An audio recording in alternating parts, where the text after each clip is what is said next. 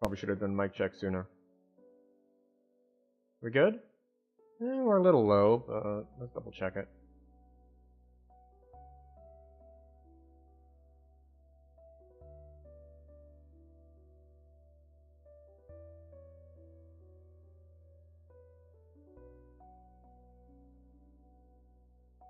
Amazing that I can see in the output that I was off by 3% on my volume sensitivity.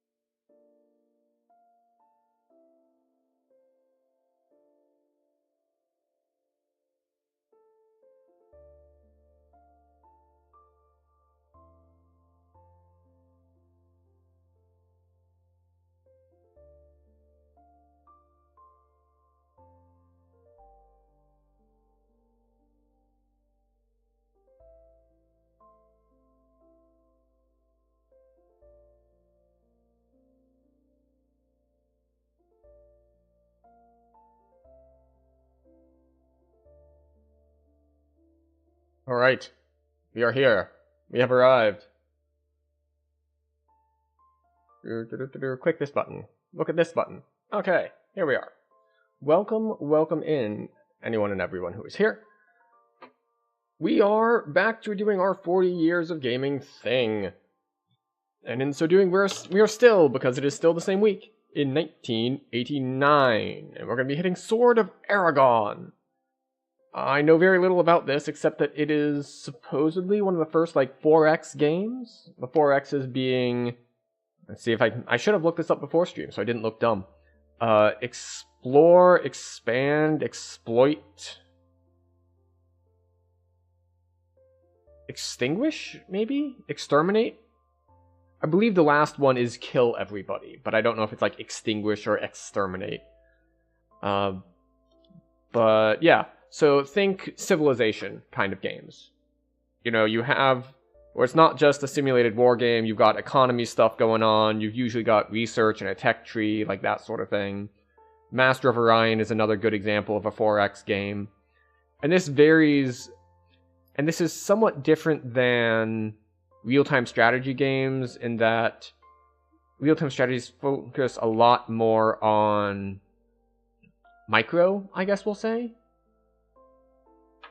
But yeah, so here we are in Sword of Aragon.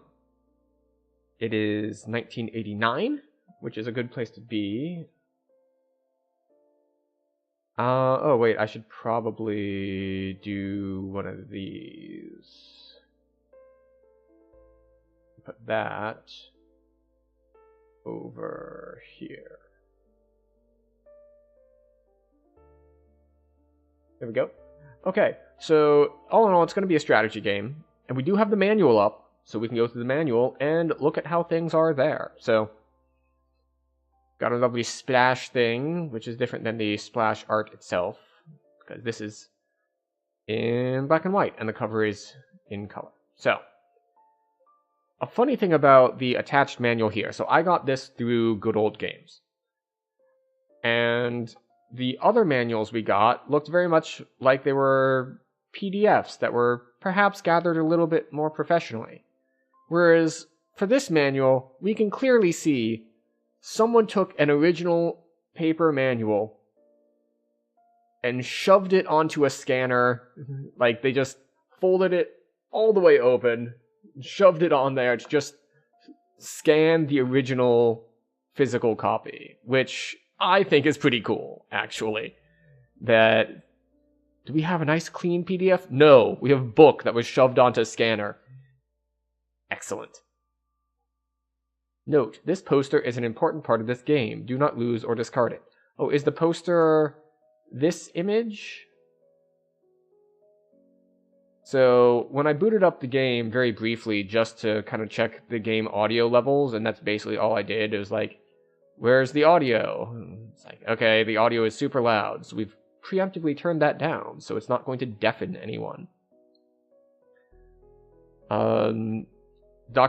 This is answers.jpg, which is included, which is basically how you get past the copy protection. Presumably that is what the poster is. So we've got a decent sized manual here. We're looking at 25-ish pages. And we'll see exactly how much we read out depending on how much detail we want to go into, but I'm looking forward to going down into it. Alright, so overview. This looks like not technical overview, but a little bit of settings. So let's see about the settings.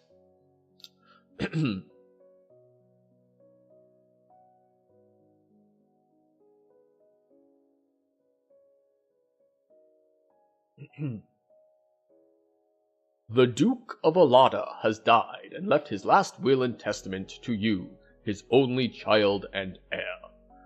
The Duke's legacy is a gallant one, replete with deeds of valor in the defense of Alada. By dint of his efforts, the former capital of the western realm of the Aragonian? Like, the same as Lusty... No, that's Argonian. Lusty Argonian made. These are the Aragonians. Okay, where were we? Ah, yes. Let us fix our voice again. Yes. Yes.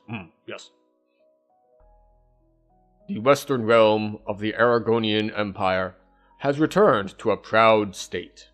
It is your father's deepest wish that you once again extend Alada's domain and eventually sit on the Emperor's throne in the city of Tetrada. Executing your father's will properly means raising and equipping an army, then venturing forth to do battle against the dastardly foes threatening Alada and its surroundings. Threatening how, you might ask? They are also trying to claim the throne, which cannot be allowed because you are trying to claim the throne. You may be called upon to slay monsters, march against the demonic rulers of the eastern realms, even to defend Alada against the plundering appetites of Orcan armies. Fortunately, the rewards of success are great, so assemble your army wisely and campaign with vigor. May good fortune once again shine upon Alada and the lands of Aragon. Okay, so Alada is your country. The Aragon is like the continent? Or it was like Alada is the dukedom and the kingdom is Aragon. Okay. Your success in Sword of Aragon is determined by your allocation of precious resources, military planning, and combat maneuvers. Knights, priests, warriors, mages, rangers, cavalry, infantry, and bowmen, plus the collected population of Alada, await your commands. You played Sword of Aragon on 2 different levels. The first level, with its world map and city status screens, is a ledger of economic, political, social, and military affairs of a medieval-era fantasy barony. At this level, you control the many facets of governing a peasant populace. The next level involves defending your lands and conquering other realms on a tactical battle map, pitting your own legions against those of various adversaries. This rulebook is divided into 5 main sections, and also includes several appendices. System startup instructions are followed by instructions for the world map/main menu. The tactical battle menu is then described. The Playing Sword of Aragon section reveals hints for playing the game. The last section, the History of Alada, details the history of Aragon and of your home city, Alada. Alright, so Alada is the city, Aragon is the country? Alright, we're going to skip system requirements because, yeah, we've come a long way from 1989. I think we have the requirements.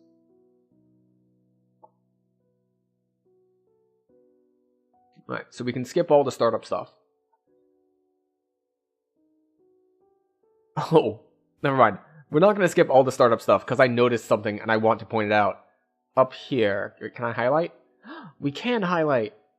The PDF was scanned well, even though we still have, like, staples showing.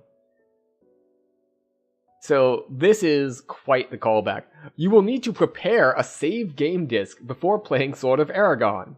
A save disk is a blank formatted disk. You should copy your game disks before play. Put write protect tabs on your game disks before using them. Please see your DOS manual for formatting and copying instructions. So, we have shipped this game on disks that can just be overwritten because they're not write protected. So you can save over the game that you bought, which is amazing. And also, they're not counting on you having a hard drive to save to. Like, you must save to disk. So, yeah. Alright, new game. The first time you play a game, you play Sword of Aragon, use the new game option. See... Program startup and setup screen. To create your new character and armies, the summary at the top of the screen will indicate that there are no game saves on this disk. Cool. Next, you'll shown a menu of 5 character classes. Select one class for your character from among the 5 choices. Warrior, Knight, Ranger, Priest, and Mage. Each character gains levels, improving his abilities, by gaining experience through combat and/or training. A brief description of each character and his qualities follows.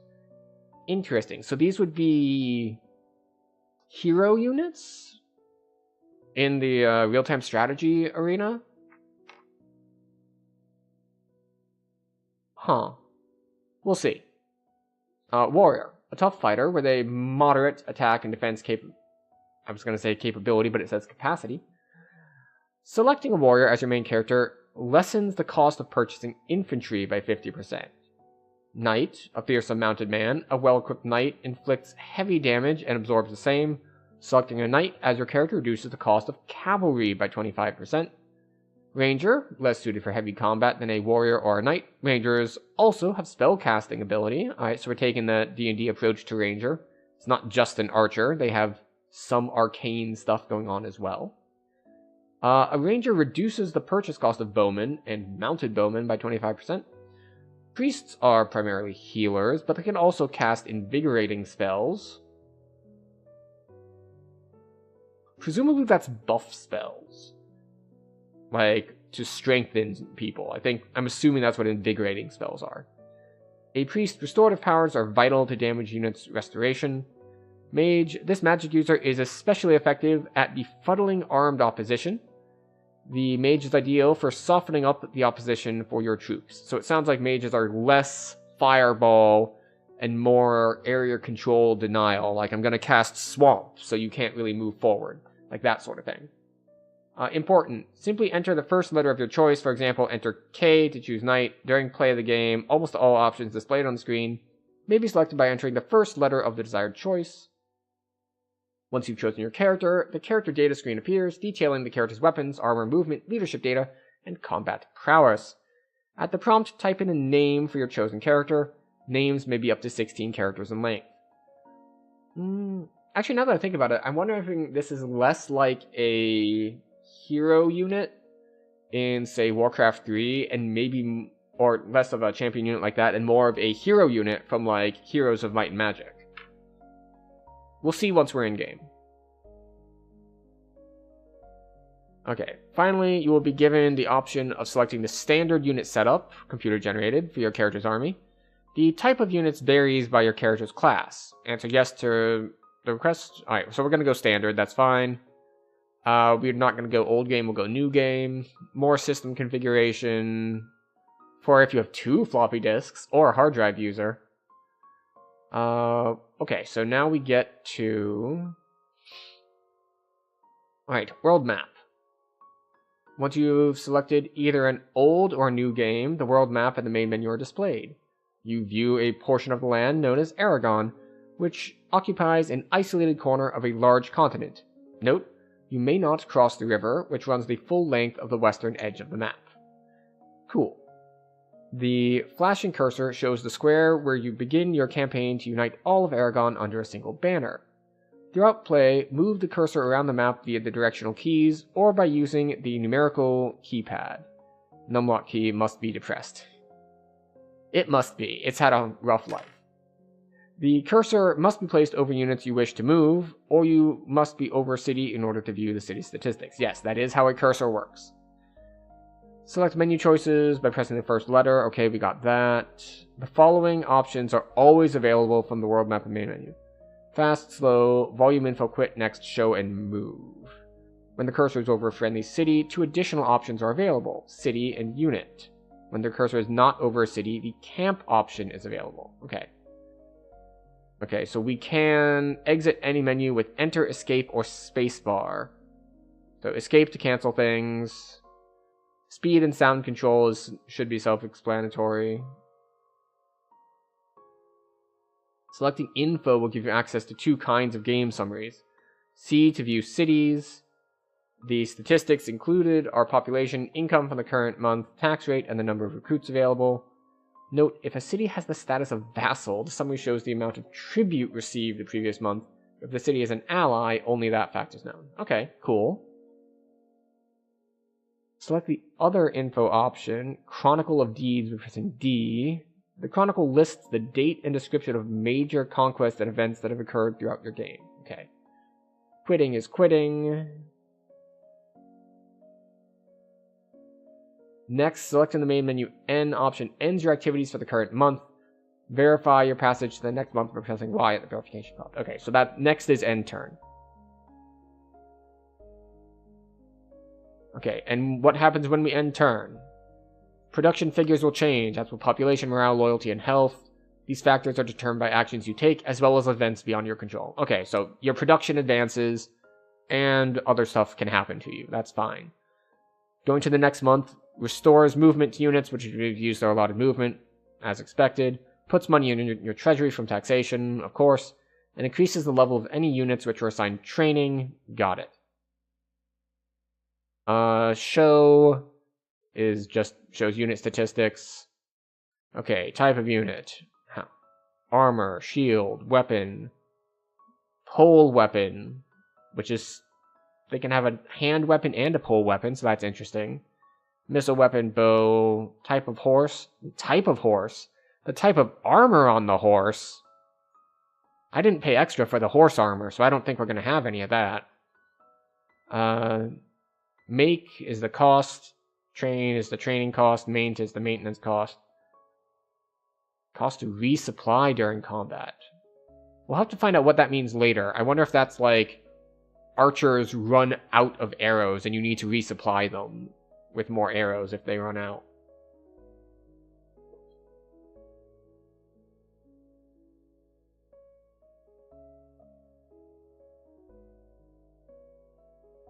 Oh, so we do have an AD&D type system for armor class.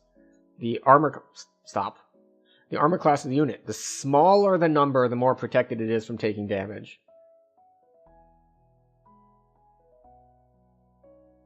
Miss is not chance to miss. It is the damage you deal with a missile weapon. Okay. Bigger is better.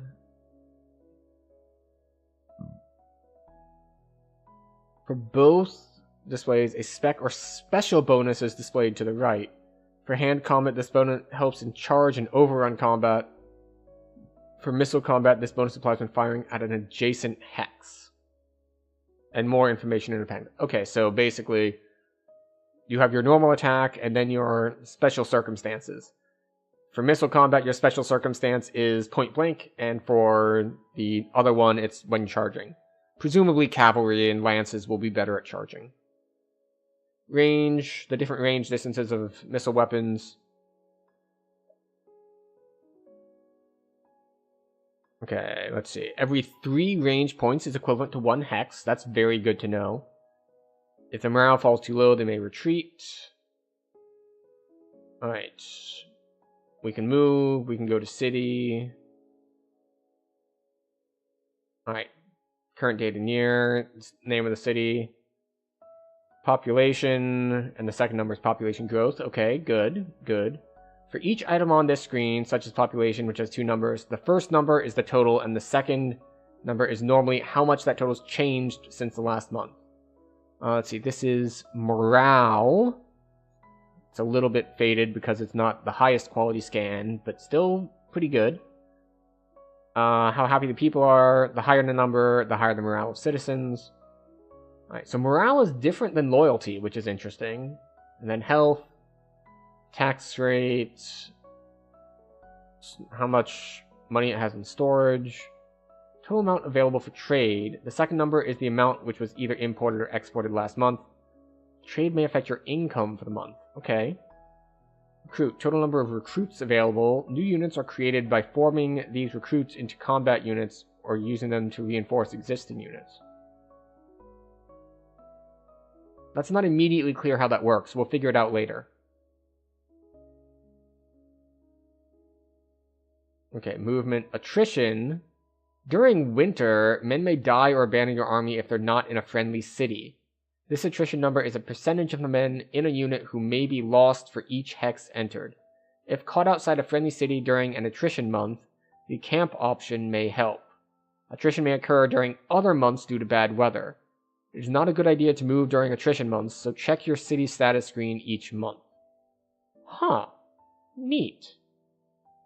That's an interesting mechanic. I'm now wondering like how that would work in maybe like a PvP setting. Where, honestly, if you're doing a PvP in a turn-based game, that is tricky. But I wonder if it would lead to strategies like where there's like high-risk, high-reward things where you can attack during an attrition month where no one would expect it because it's a bad idea because attrition is so high. But maybe people aren't prepared for it because of it. Not that I think this game ever had anything like that. I'm just thinking about like from the design perspective. Let's see, income. Total income earned from all cities in the last month. Okay, maintenance. The total maintenance costs deducted from your income for all of your armies. Okay, so standard thing like you have income, you have prices. Alright, develop. From the city screen plus D. Okay. And the development data screen will show the city's current economic production, development, and resources. Use this menu to invest in developing any of 5 areas of the economy: agriculture, lumber, mining, manufacturing, and commerce. Each of the economic categories has limits based on the city's resources and population. To invest in any of the economic categories, press the letter from the development menu at the bottom of the data screen. For example, press A to verify your desire to develop agriculture for that month. Okay, Y to confirm, same for the others. You must have the funds required. There is no deficit spending in Aragon. How am I supposed to run a country if I can't go into terrible debt? These people, they are so primitive, they have no idea how modern development is supposed to work, how countries are supposed to work. You need to have at least as much debt as your GDP, or you're not even trying. And half of that goes to military, obviously. And what are the other categories? Structure and fortification. Okay. Neither of these will provide a direct monetary reward, but structure allows for the storage of agricultural surpluses, and fortification improves the defense capabilities of the city and lessens the chances of attack by the villainous humanoids which inhabit Aragon. You may have to spend money during development to repair/maintain storage structures and fortifications. Alright, so what I'm getting here on the storage, my first thought was back to the attrition months. It's like, oh, is this if you don't build enough storage, you won't have enough food to last through the winter and a bunch of people are going to start dying? Because that's what it sounds like from this base description, which is a little bit more reality than I'm used to in games. Alright, so conscript. You may draft peasants into your military service by pressing C. Is this Okay, good. It answers that question. I was like, is this the standard way to build your military? And then they have this note here. Conscription has negative effects on population, morale, and loyalty. Alright. You can press T, tax rate, for the following months. You're prompted to type in a new tax rate at the screen bottom. Between 0 and 80. Higher rates negatively affect morale and loyalty. Lower rates affect both factors positively. You can camp. In order to camp, you must have at least half of your movement left. Selecting camp is appropriate for months when the weather turns bad and attrition rises. This option helps protect your units from further attrition. However, in camp units, like hibernating animals after a thaw, move more slowly in the month after breaking camp. I mean, it doesn't have to be like hibernating animals. You could have just justified that by it's going to take them time to break camp, to like tear everything down, pack it up, take it with them.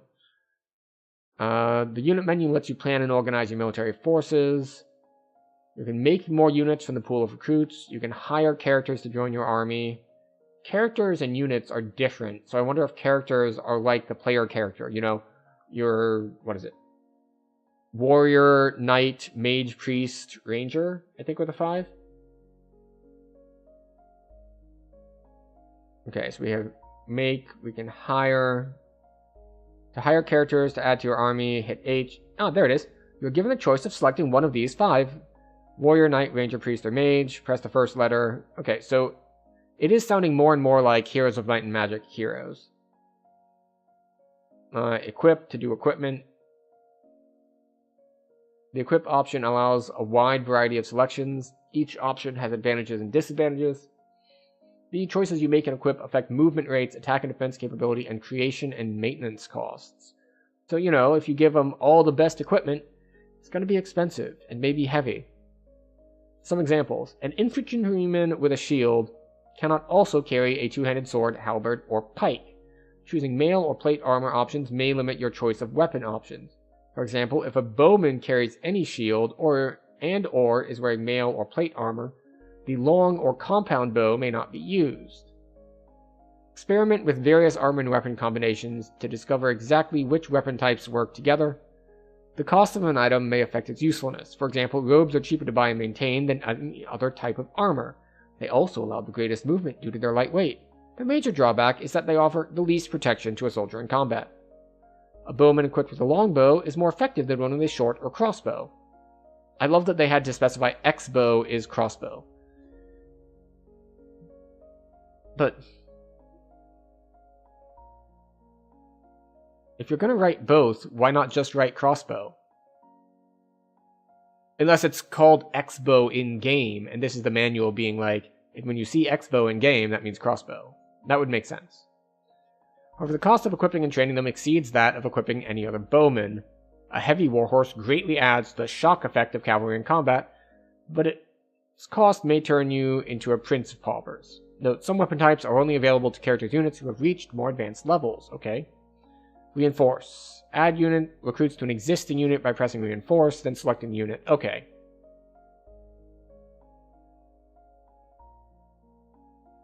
Note, if many raw recruits are added to a veteran unit, the accumulated battle experience may decrease for the entire unit. Okay, cool, so you can't cheese it that way. Train unit.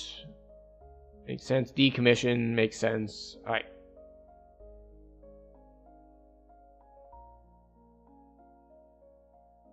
You know, I think we'll revisit the tactical battle stuff when we get in-game to tactical battles.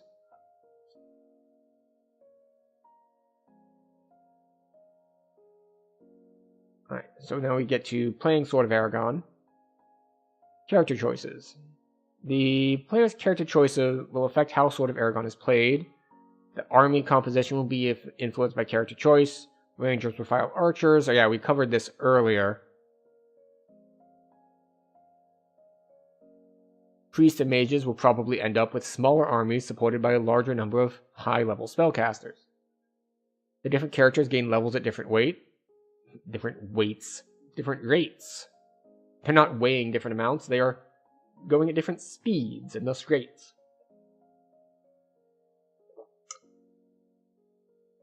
Okay, Knight and Ranger gain levels more slowly than warriors, and priests and mages gain new levels slower than any other character. Different characters also begin the game at different levels. A warrior begins at 6th level, Knight at 5th, Ranger at 4th, Priest at 3rd, and Mage at 2nd. Interesting. So it seems like it's going for a hard scaling sort of thing.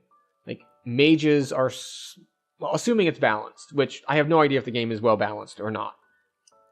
But if you're going to start the mage off at level 2 when the warrior starts at level 6, then you'd better have balanced the game such that a 6th level mage will absolutely destroy a 6th level warrior. Let's see, warrior is a decent fighter who will be able to build a large infantry-based army. You just covered this. Knights will find them full of cavalry and mounted infantry. Warriors will be infantry. Knights will be cavalry. And it's like, warriors are infantry. Knights will be in favor of mounted units. Like, this is like the 4th time you've told me the same information in your manual.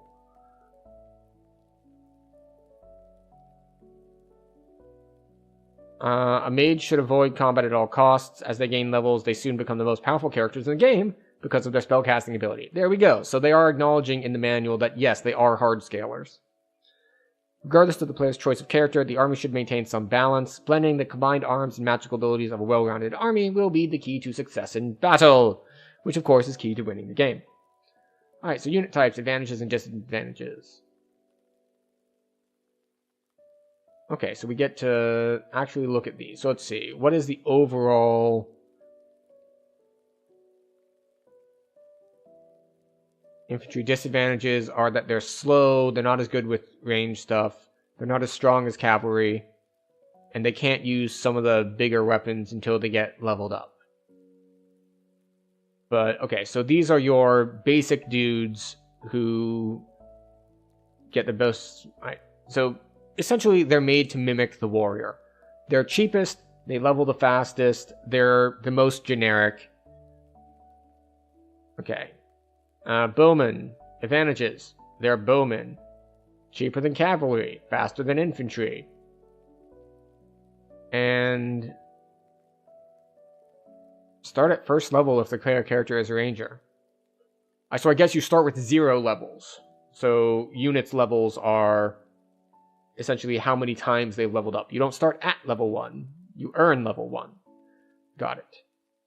Poor number of hits per man. Hits per man is something that we haven't really covered yet. But presumably, based on how they've talked about units, this is like... it's not like you're moving around a bowman or an infantryman. What you're moving around is a unit of 100 infantrymen. And based on this, it's like, if 100 infantrymen, well, they'll hit 10 times. Or maybe hits is hit points. Maybe it's health, not times they hit. Because that's also how that used to be phrased a lot of time. Like, how many hits is how many is actually durability, not offense. Must be 3rd level to use longbow, 5th to use compound bow. Okay, then we have cavalry, which move, which hit the hardest, have the best movement, and have a good number of hits per man/horse, and they advance in levels faster than bow units. Disadvantages. They're super expensive. They are not good over rough terrain. They are large, so you have to have smaller unit sizes. Like, you can't have 100 of them. Maybe you can only have 20. Poor missile attack, and must be 3rd level to wear plate armor. Why is this a disadvantage? I'm guessing because infantry, it says, can be heavily armored. So, therefore, like, they can wear plate armor immediately. Mounted bowmen. Very fast. Excellent missile attack. Good complement to independent commands of mounted troops. Start at 1st level. Disadvantages. Super expensive. They're not as good as unmounted ones. They're not as strong as cavalry. They can't fight straight up. And they are the slowest. Mounted infantry. What distinction are we making between cavalry and mounted infantry?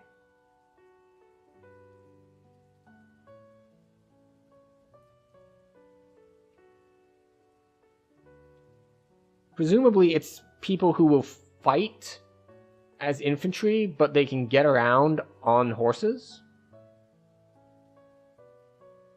And of course, they're expensive, and they don't have as good an armor as regular infantry, and they level up slower. Okay, general strategies. There are as many ways to play Sword of Aragon as there are players. Each has their own style and methods. There are a few key tactics, however, that all players can use to improve their chances of success. First, much of the map of Aragon is unexplored territory, invisible to the player. Armed expeditions should be sent out to explore and conquer. After conquering a city, the player must decide whether to continue his advance or consolidate his gains. Halting your advance should not mean a slowdown in activity for your armies. A method that allows you to consolidate your gains and, quote, exercise your army is to patrol the immediate vicinity around the newly conquered city. This allows the player's forces to gain experience points, additional wealth, and valuable combat experience for the player against foes that are usually weaker than those found in fortified cities. After the conquest of a city, the player must decide how much time and treasure to pour into the place. Some cities are much more valuable than others in terms of future income potential, as well as sources of recruits for a player's expanding army. Some cities can be vassalized under the right circumstances. Vassalization allows a player to receive a steady income from an area without the burden of having to defend it with troops or develop it with hard-earned gold. Of course, a vassal city provides no recruits. Interesting. So you can say it's like, you know what, I don't want to bother developing this city. It's just going to sit there and be a source of income, but not a source of military strength. But we can use the income to pay our recruits from elsewhere. So we do have that going for us, which is nice. Okay, some players may wish to abandon the city entirely after they have defeated the former inhabitants and reaped financial and experience benefits for the victory. These cities may not provide enough income compared with the cost of defending it. Some places are way off the beaten track, and defending them would take valuable military units away from the main expeditionary force and scatter the player's strength. If a player decides to hold a city, sufficient forces should be left there to protect it, and money should be spent on development. The money spent on development early in the campaign will provide the player with continued source of income for the years to come. Certain cities lose their need to be defended if you have removed the source of enemy attacks. Oh, interesting. So, like, you have to defend this city, otherwise the nearby, we'll say, orcs are gonna kill it. But maybe you take your army and you fight the main orc army and kill the orc general, and then you don't need to defend the city anymore, because there are no more orcs to worry about.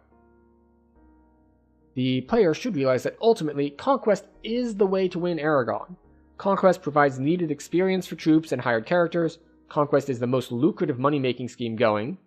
Finally, conquest is the only way to gain the necessary items and territories needed to become ruler of Aragon by sitting upon the throne of Tetrada. It is up to the player to decide how quickly to move. The wisdom of these decisions will determine whether the player wins or loses the struggle for the Sword of Aragon. Interesting. So there is no cultural victory here. There is only, no, you need to win.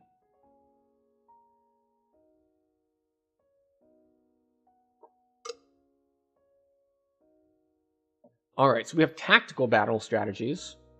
How much do we want to read of tactical battle strategies? Let's skim real quickly. When counterattacking, success was often achieved when a commander was able to rapidly concentrate the bulk of his power against a small portion of the enemy forces, oftentimes after a missile barrage. Defense of your cities is of prime importance. When attacked by wicked creatures, defend your walls with entrenched infantry and fighter-type leaders. Behind the infantry, place your archer units and vulnerable spellcasters. Okay. If I needed the manual to tell me infantry in the front, followed by archers, followed by spellcasters, I mean, I guess it is an early game. Maybe that wasn't, like, common knowledge at that point, but still, I was hoping for something a little bit more insightful than don't put the squishy mages in front of the heavy infantry. So let's see. If possible, keep the cavalry free of defensive responsibilities, poised for the counterattack to come. Right, okay, makes sense. As the attackers move in, lessen their numbers with missile barrages, slow their progress with spells such as slow, growth, exhaust, fear, or mud. So this is what I was saying earlier. I explicitly called this out. It's like, oh, it sounds like these are less fireball mages, and more I put you in a swamp? Slow? Exhaust? Mud? Sounds like a swamp. As they crash against your walls, increase the mass of the missile barrages with short-range missile-using infantry units. Then, at the right instant, when the vile villains lose their momentum, charge your heavy cavalry and high-level heavy infantry against their weakened masses. The assault of an opponent's city is the most challenging of all combat battles. Makes sense. The enemy may choose to advance towards you and give battle outside the city, or he may wish to entrench within the city walls and wait your attack. If the first option is chosen, you may wish to form a defensive line and wait for the attacking portion of the enemy. After defeating them, go for what's left in the city. If the enemy remains in the city, you should move quickly, but not hastily, toward the city. Guard your flanks while steadily working your way closer. Protect your bow units and spellcasters as they use their abilities to weaken and demoralize the enemy within. When the enemy is weakened enough or leaves an opening in his defenses, attack with your heavy units. If you have softened them up well enough, your final push should do the trick. Try to minimize loss of life in your army. Replacing lost soldiers with fresh recruits deletes a unit's experience level and is very costly besides. There are many ways to win and lose a battle. Players can be successful with a number of strategies, so experiment and remember, a player cannot win Sword of Aragon without bold adventuring. Okay, and then we have the history of Alada, as told by the court historian. So, let's see. So we've got a long line of this. We have the notebook from the previous Duke,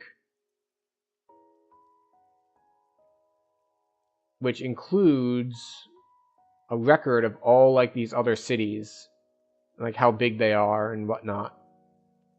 We have a glossary. We're probably going to come back to this glossary and look at it. Alright, we have appendices. Let's look at the appendices. I do love me some numbers.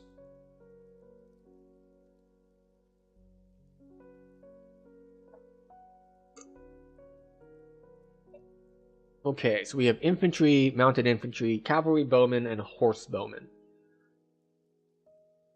So now we get actual numbers on what it said earlier about like expensive versus cheaper and whatnot.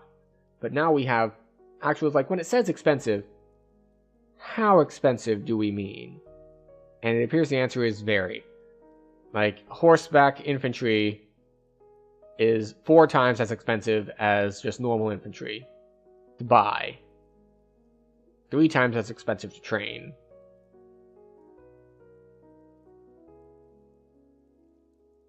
And then let's see. I don't know what the train column is supposed to mean for the equipment.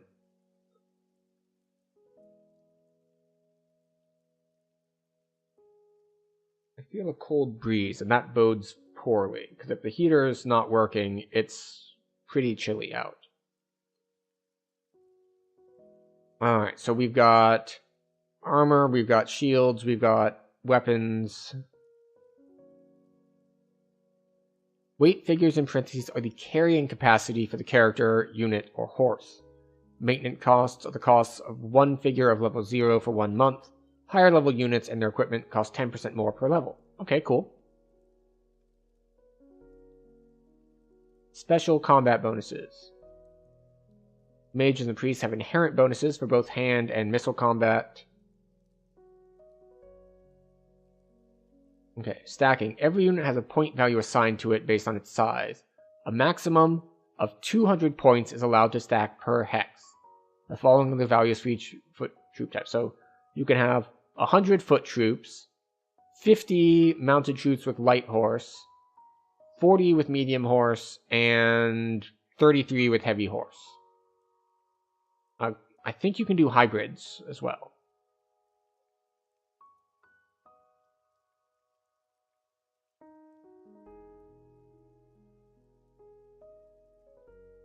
Okay, so spells for each class by level.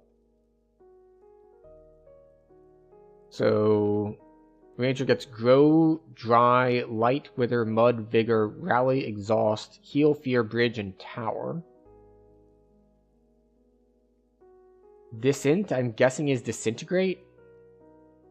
Cure, Quake, Tower, Teleport, Gate. Okay. Spell descriptions.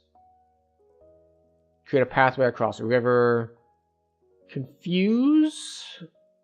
Effect varies by level and randomly. Cure is a heal spell. Disintegrates some structures, walls, and enemies in a hex. Okay, cool. Causes damage increasing with the caster's level to all units in the hex, no exceptions. Dry removes mud. Mud is represented by dashed horizontal lines. Fear affects morale. Gate is a summon spell. When I first read it, I thought it was a movement, like a teleport spell. But it looks like no. Create a troll or demon unit to fight for the caster. The moon appears immediately with 0 movement points.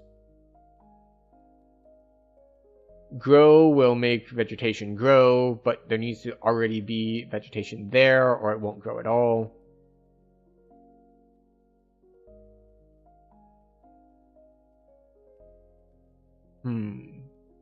Haste appears somewhat complex. Increases the movement of selected units in the caster's hex. Make sure the units you want to haste are in one range of numbers, e.g. 2 to 5. This spell affects stamina negatively and may cause hit damage if the recipient's stamina get below 0. Use this spell carefully. Use this spell at the beginning of movement because the amount hastened is a percentage of the current movement allowance. Okay. Heal is more of a targeted heal, whereas Cure hits the whole hex. Light is exactly what it sounds like. Mud increases muddiness. Prayer provide a defensive bonus to all of the caster's army that lasts turn to turn. Not all within the hex? The entire caster's army? Like, no matter where they are?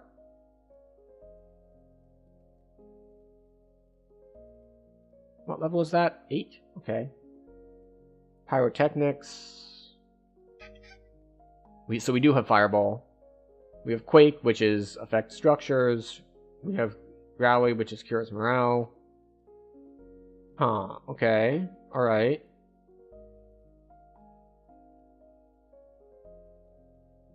Okay. And then we have this map. Cool.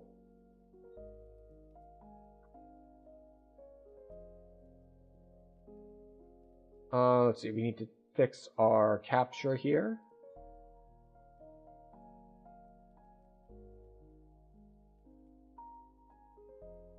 Okay. Choose a setup option.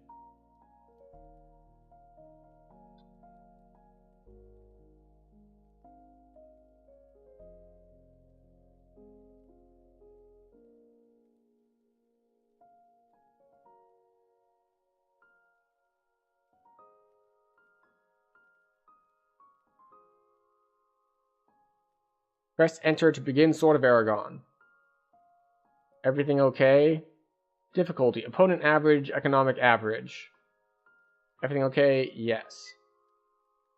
Press N to start a new game. Okay, select the class of the character you would like to have as your alter ego. Though you may have henchmen, this one character's fate determines your success or failure at Sword of Aragon. Select a menu item by pressing the front. Yes. So what do we want? Do we want the slow scaler? Do we want to go with a mage? Want to go with a priest?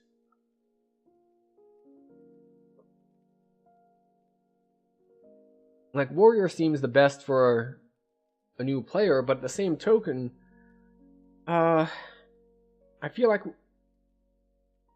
since we're probably only going to be playing this for one night, or who knows, maybe I'll love it and I'll just come back to it again and again. I feel like missing out on the ability to cast spells at all would be an oversight. So we're going to go with Mage.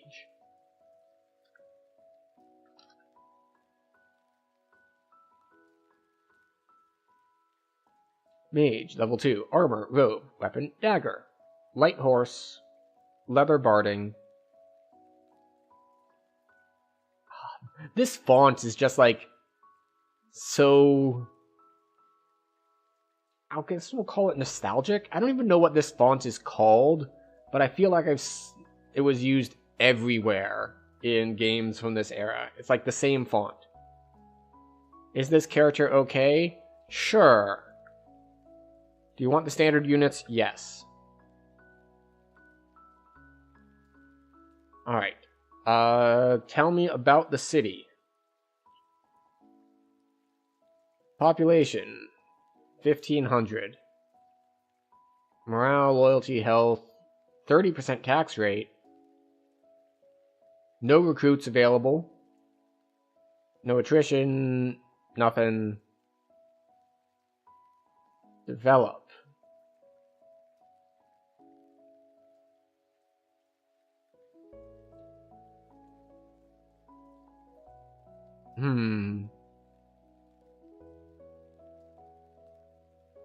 So let's see. I'm trying to make sure I remember what we said in the manual. So we can, I think Devel is the level stuff is currently at. So what if we want to develop mining? That'll cost me 500. Yes.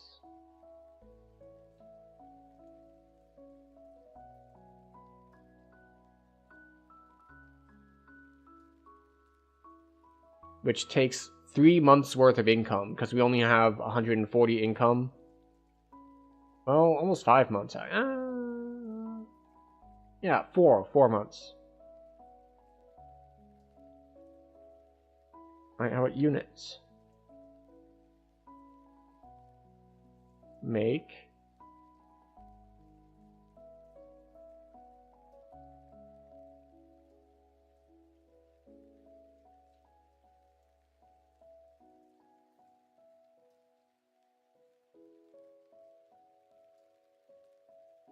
Alright, show.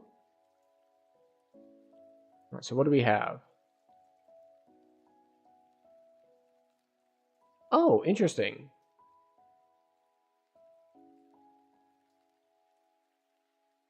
So it starts us off.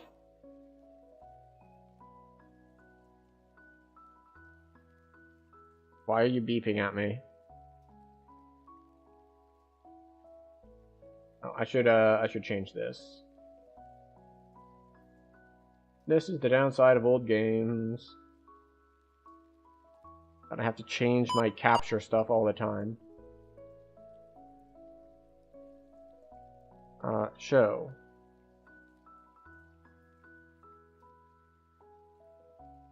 So we start with not just us, but a ranger, a priest, and another mage. Yeah, hits is definitely hit points. Armor lower is better. Equipment, MSSST.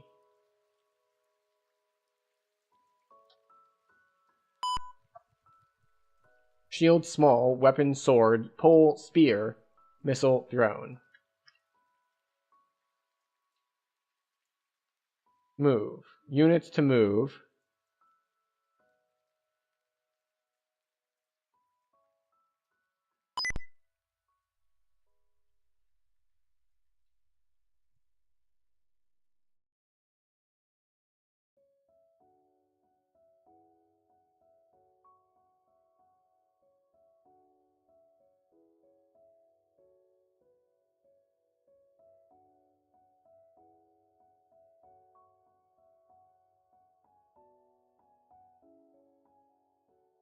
So there's another city over here.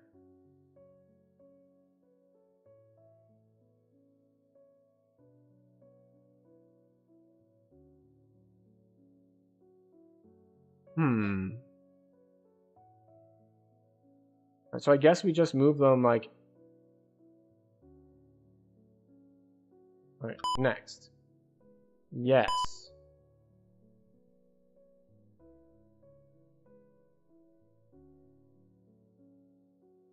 Okay. Invasion. The monsters that killed your father and looted your realm have returned. Now is your chance to avenge his death, and to prove yourself to the people of Alada.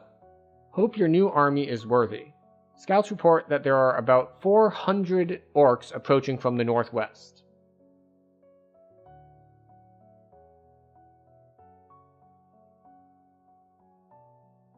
So this is the tactical battle map. Random placement.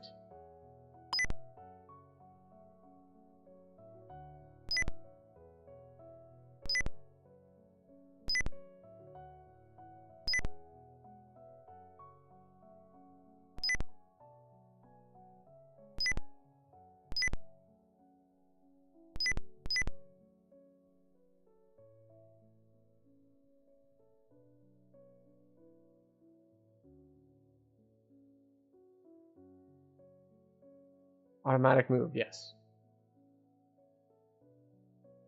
We want to moderate.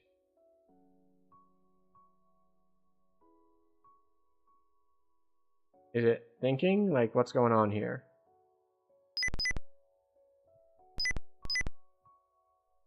Oh, there they are.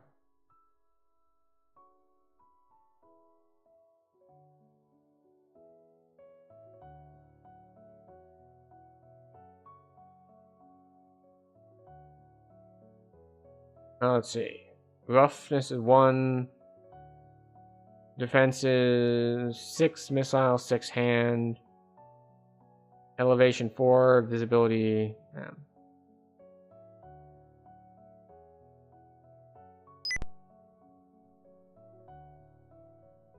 I don't know what I'm doing right now. Wait, am I controlling the orcs?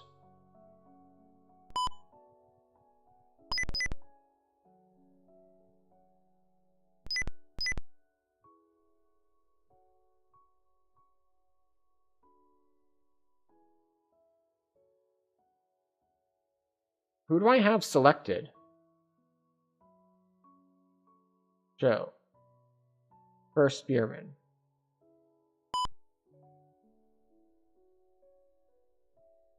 List.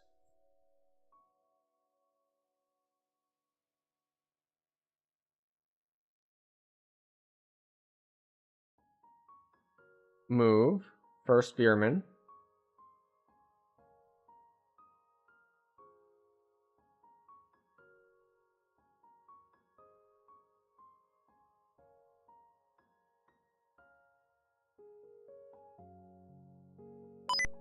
No move available. Okay.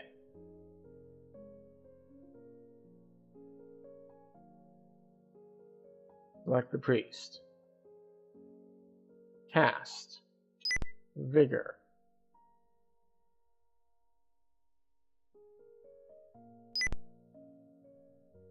Move. Priest.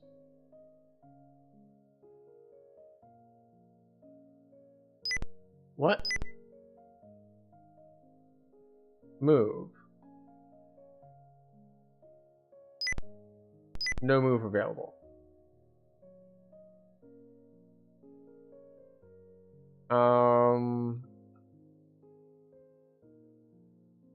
Cast.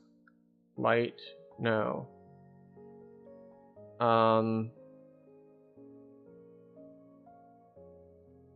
Ranger.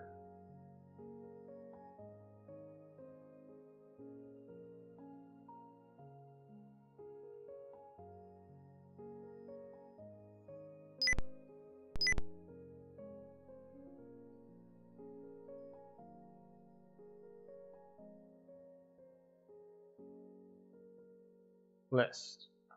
No, that's not what we want. Show.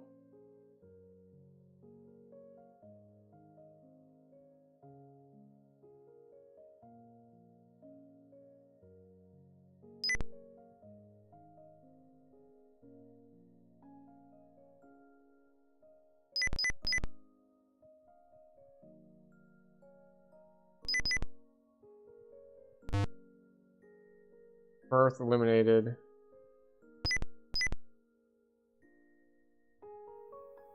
Why is it showing me this location?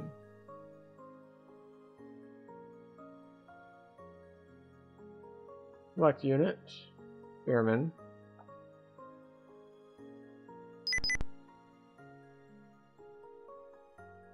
Charge.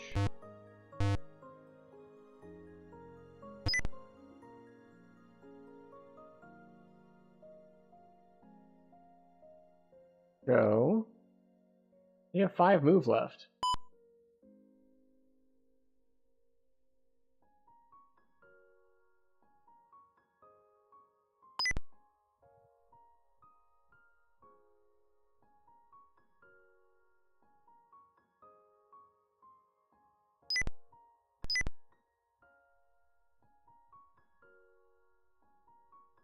Second javelins. What?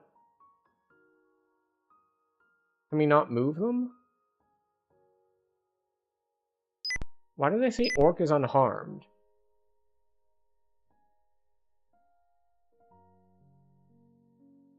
Move. Second javelins. No move available. Why do they have no move?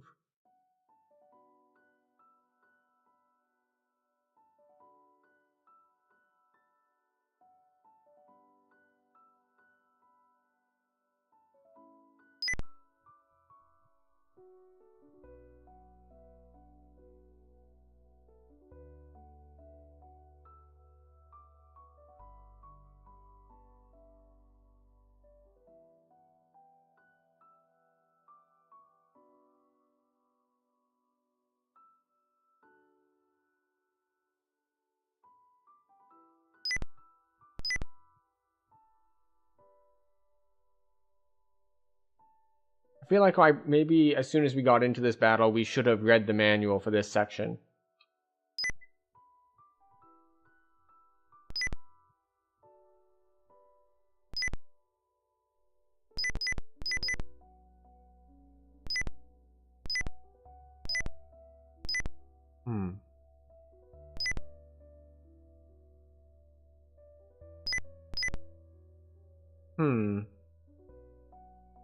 I think we're gonna start over.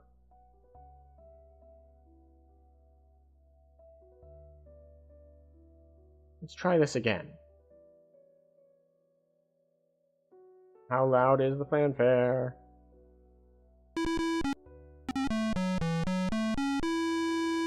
Okay, not too loud. We need to get back... Yes, thank you.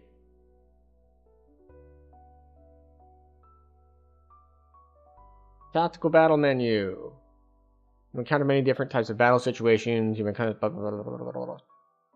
As your icons representing the player's allied or enemy enemies, you move the blinking cursor just as you do in the world map, scrolling the screen to limits of 24 by 24 dimensions. Below, okay. Speed and sound control, hex display. Okay, hex just tells me the details. Move is the primary tactical battle command. Position your cursor on the units you wish to move. Press M. The next screen displays a list of units in the square selected. Alright, we saw that. Showing their current strength, movement, stamina, and morale values. Type in the number of units you plan to move, or press A for all. For example, 1, 3 to 5 selects 4 of the units from the current stack. Okay. You may automatically select a given number of units to move by first entering a hyphen and then the number of units, beginning with the first. Okay, move options. Once you've selected the units you wish to move, you'll see up to 6 move options, depending on the movement and unit type. The options are supply missile ammunition, attack with missile weapons, cast spells, normal move, force move, and entrench into defensive position. Okay. I didn't even see an N for normal move, but we'll try it. Microsoft mouse. Enter to begin. Everything okay? Yes. Because I found out that it starts me off with a mage, I don't have to be the mage. So we're going to go new game. We're going to start with a warrior. We're going to say that character is in fact okay. We do want the standard units. Show me units. Units is not you, it's show, to show me current units. Alright, so, as a warrior, we start out at level 6, and we have with us a level 1 ranger, a level 1 priest, a level 2 priest, a level 1 mage, a level 2 mage, some spearmen, some javelins, and some bowmen. Okay. So, we go to the city screen, we say, I want to develop mining. Yes. Then we leave. Then we take, we want to show all. And we want to move. All. No movement remaining. Okay, go next. Yes.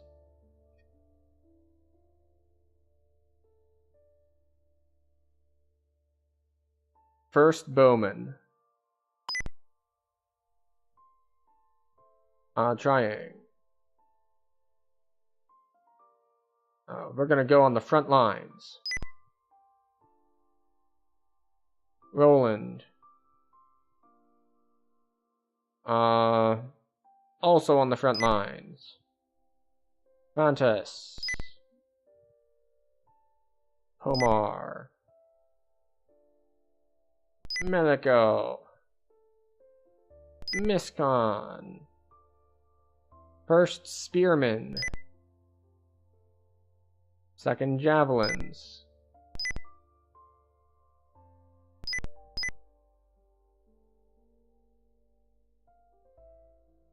Alright. Move does not mean move, as in like move around the map. It appears that move is perform any action. First javelins, entrench.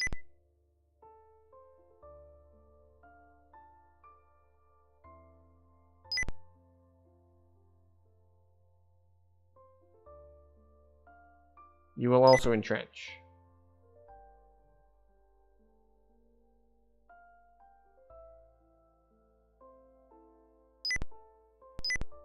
Okay. You. The warrior, the ranger, and the spearman. All of you are going to entrench.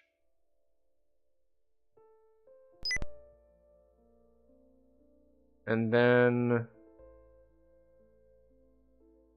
they're going to move. Cast light. Last light doesn't help any. So you're just gonna not do anything. You're going to cast Vigor.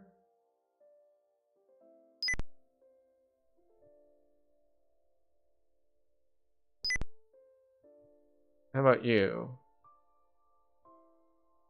You're going to cast Vigor as well. And then you are going to cast Slow.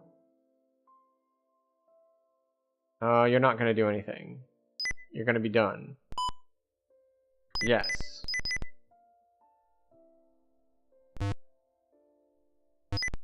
All attackers eliminated.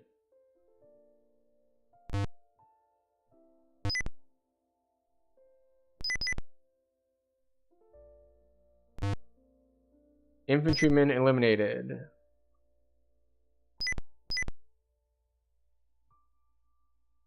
That is a lot of dudes still. Show me.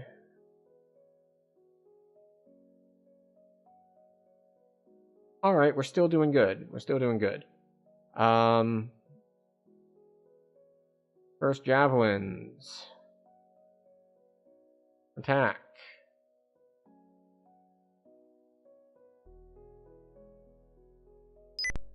No move available. Okay, you. Bowman.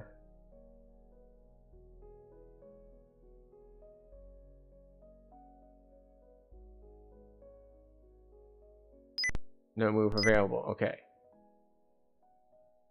So, you, the priest. Normal move.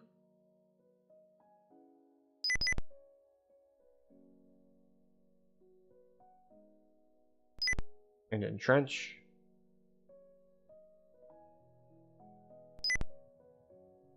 You. Move. Yes, you're gonna move in with these guys. Normal move, there. You'll also entrench.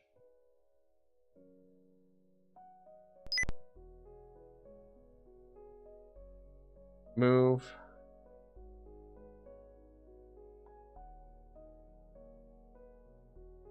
Normal.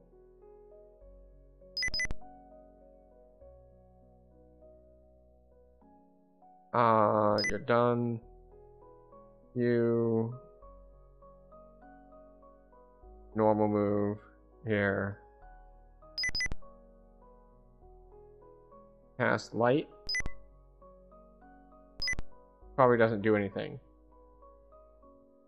Next. Yes.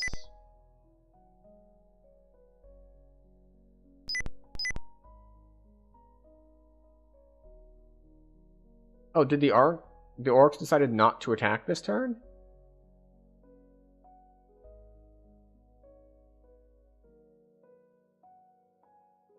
I forget which of these has the better spells. Apparently not that one.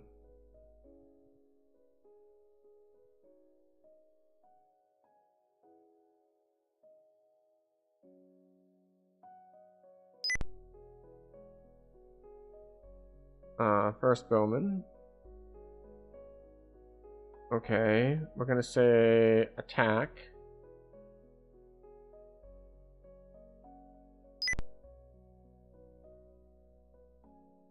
Scroll up a little, would you? Thank you. Maybe I shouldn't be clicking on things. Maybe I should go with the cursor instead and see if that works better for me. Show. No. Alright, so move. 2. Attack.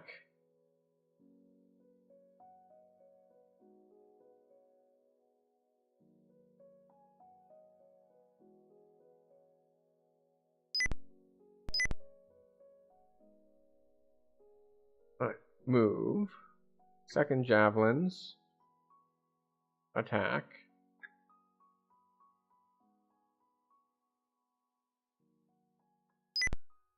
Okay, no move available.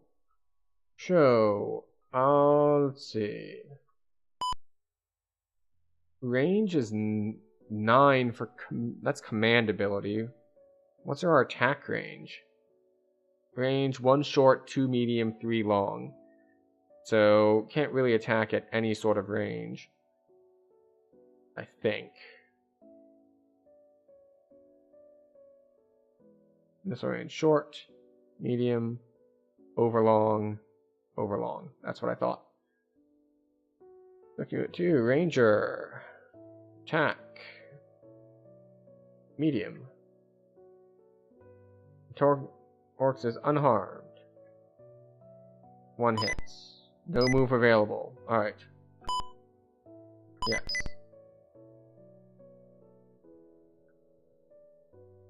The enemy is defeated. Interesting.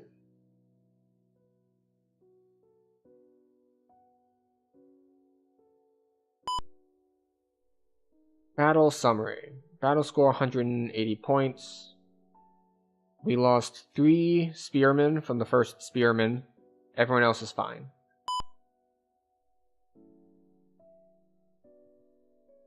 Okay, we have won the battle for Alada. You capture a treasure of 115 GP.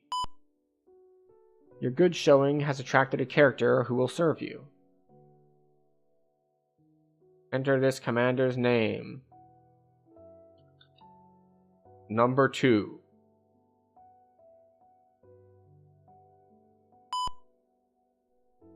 After Alada. You have driven away the orcs and recovered your father's stolen magic, the slicing sword. Now you must face any attack that may come in the future from other foul creatures. The protection of the people of Alada is in your hands. You get 5 points! Oh, well, 5 points! Information. Your captain reports that an escaped slave has told of a monster that has hundreds of captives. The monster is near the river in the unexplored area to the southwest. He says the hideous creature is as strong as 50 men. Alright, we're exporting 10 GP of agriculture surplus. Okay, so we want to move. Which units do we want to move? We want to move all.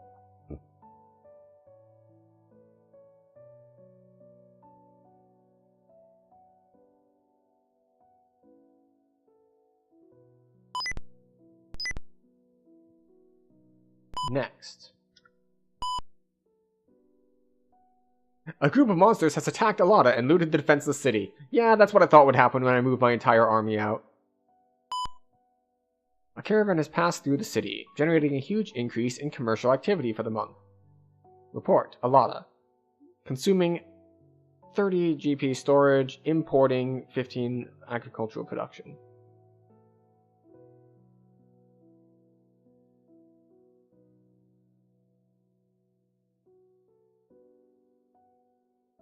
Move.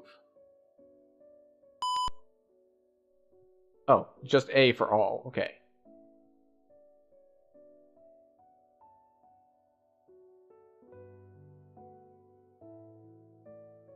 Scouts report an evil-looking cursed place ahead. The signs of evil have terrified your men, but your heroes will accompany you. We probably die, but that's okay.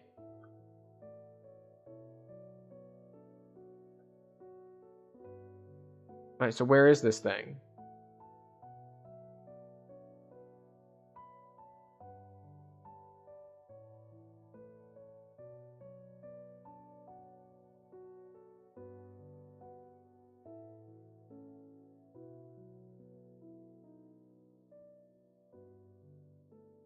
Alright, so there appears to be some sort of demon thing, and it's got a bunch of priests with it. This is mud, I think? We attack from the east.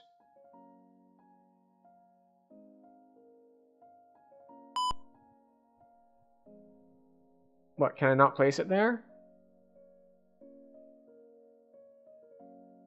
Can I not put myself behind enemy lines? Okay, fine, we go there.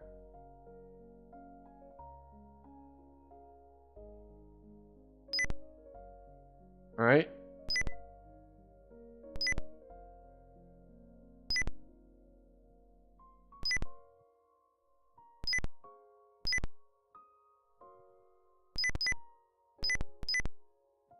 They appear to be fortifying themselves in a town surrounded by mud. Move. Normal.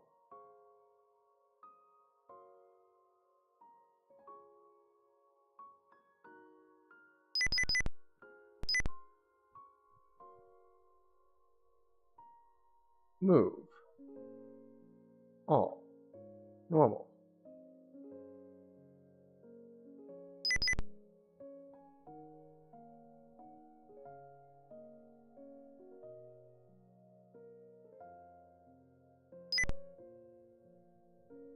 Okay.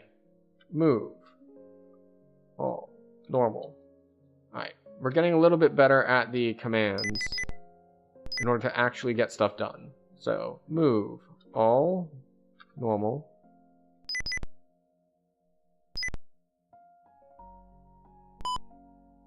Yes.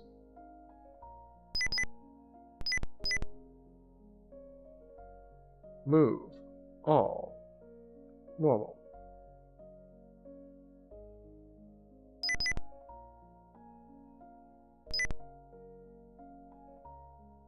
List.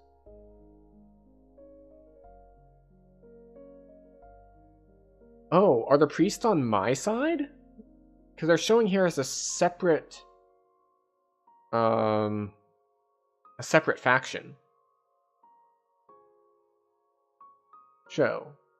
Who has move? The mages don't have move, but everyone else does. So move, we want 3 through 7. Normal.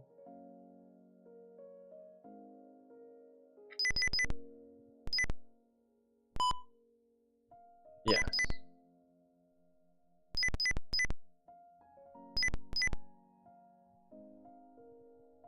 So, where is the demon? Can we not see him?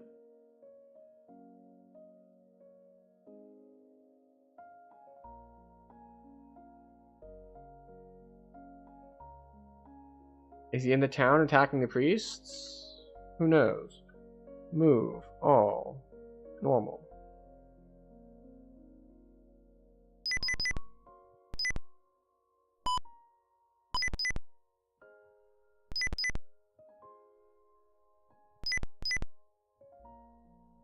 Move, all, normal.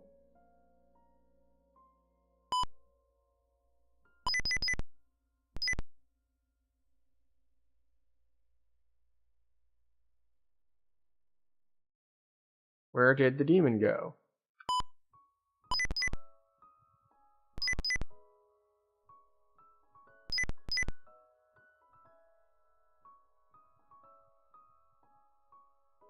He was like here-ish, right?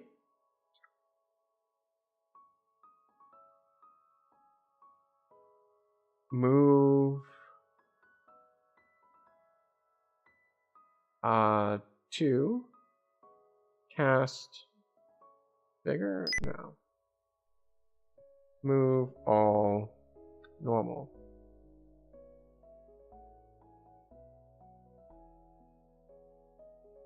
Oh, there he is.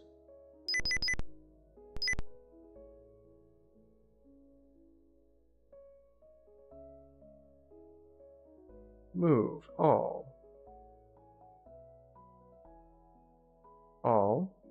normal.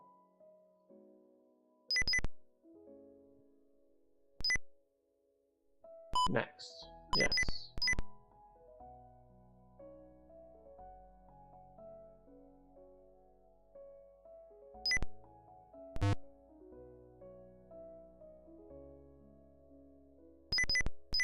Okay, so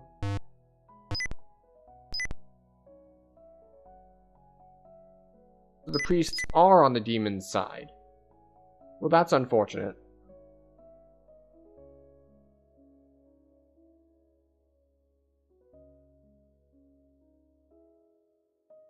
I misread the situation, and now we just lose.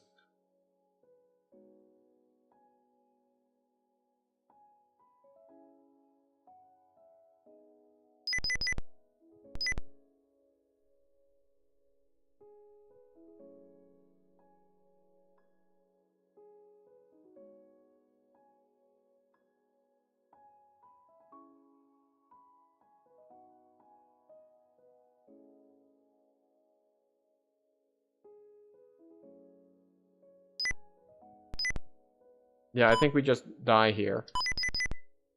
You are defeated by the enemy. Yep. Commanders killed 3. You have not defeated the priests and are forced to retreat. The demons continue to harass your fleeing units. Okay.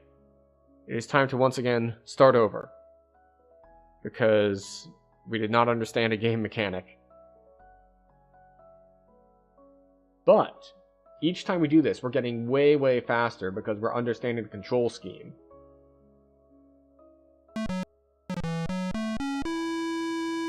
And with understanding the control scheme come a lot of benefits.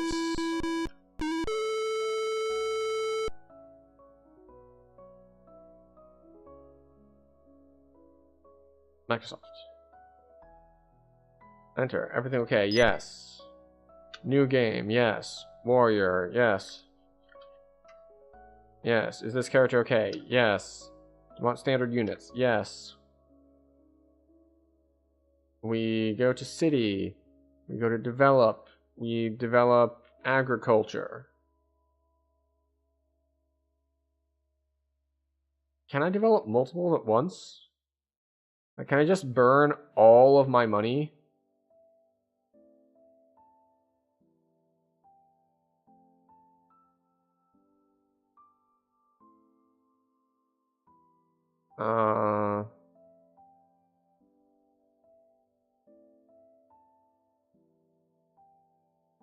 Alright, we used all of our money. So which means that we have already screwed ourselves over, because what's going to happen is we will now no longer be able to pay our troops. Next turn. Yes.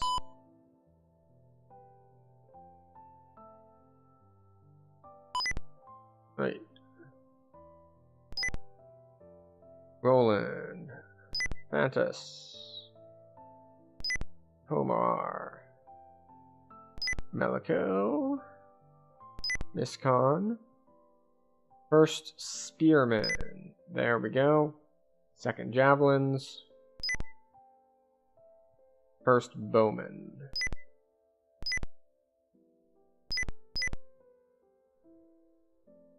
Okay, move. Homar. Cast. Vigor.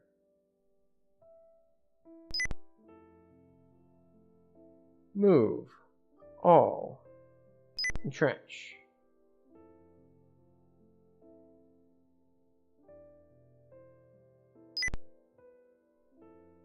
Move. All. Entrench.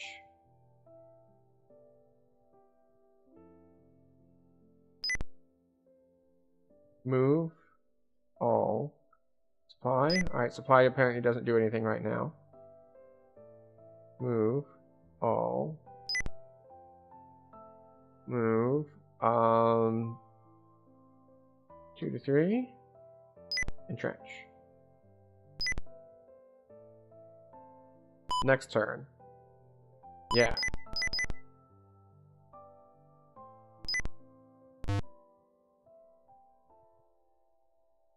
So they tried to charge, and it did not work out for them. Move. We want the first bowman. Why are they green? I'm guessing they're green because they're in range. First bowman. Attack.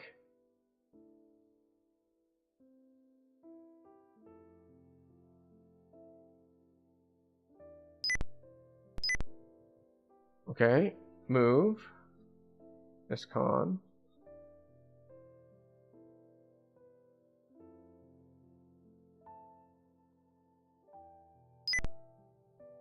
Alright, so we slow them. We want to show... Okay.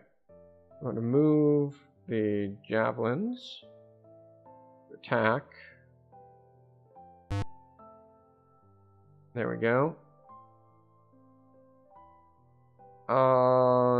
Yes.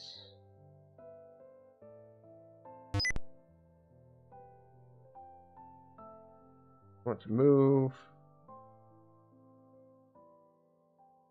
All. Yeah, it's overlong. Yeah, we do nothing. I'm just gonna chill. I don't think they brought any archers.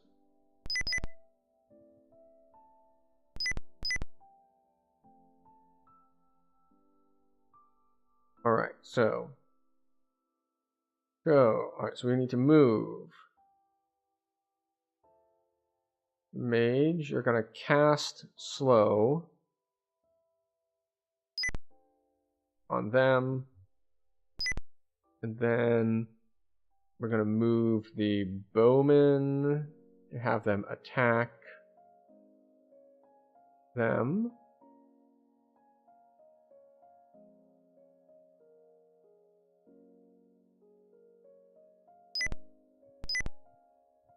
Okay, alright.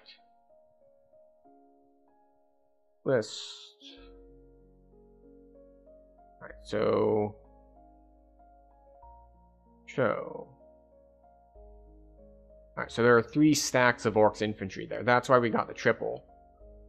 There are 2 stacks of Orc infantry there. Understood. Alright, we want to move. We want our javelins to attack that one.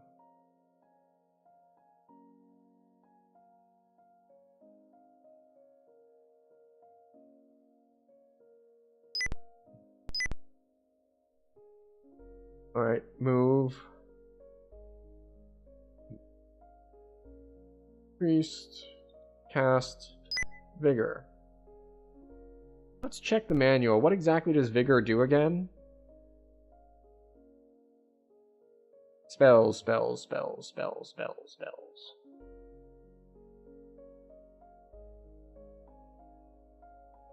Restores lost stamina to all units in the caster's hex. Okay.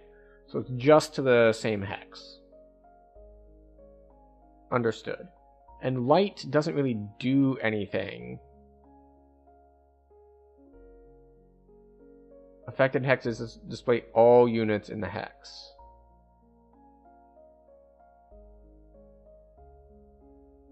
Okay, so it just lets me see things, and I can already see things, so it doesn't really matter.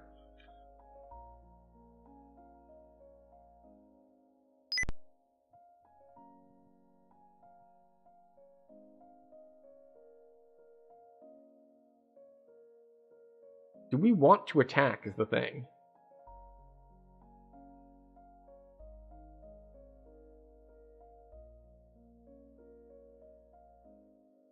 I think we do. Because we're attacking with missiles. Because we entrenched. Enemy is defeated. Yes, we will quit. Battle score, 210, so we did better before. We still lost 3 spearmen.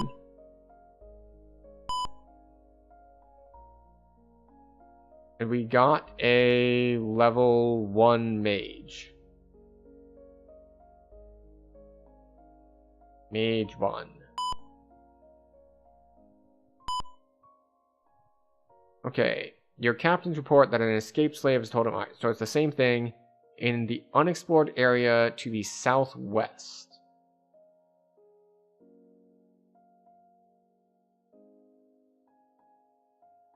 Okay, so who are we going to leave behind?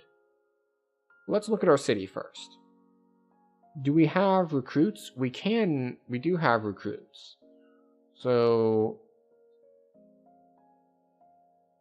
unit, make. Infantry, because we went for that. We have 1 recruit available, we will use the 1 recruit.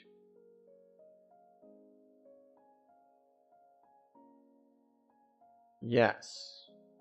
Enter the unit's name. 1 infantry.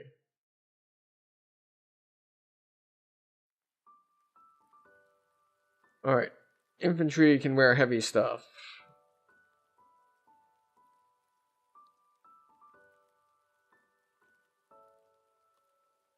Full shield, sword, spear. Their own. Yes.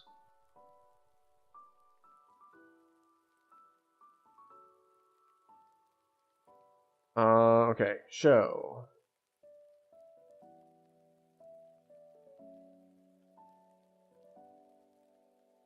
More. Level 1, 4 hits. First.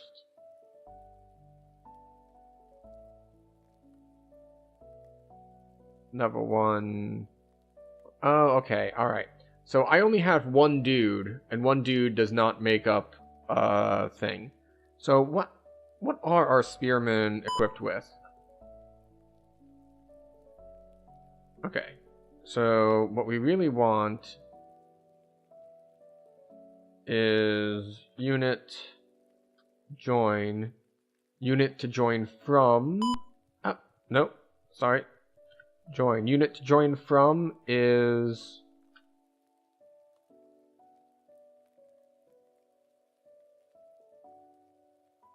Yes, unit to join into first spearman.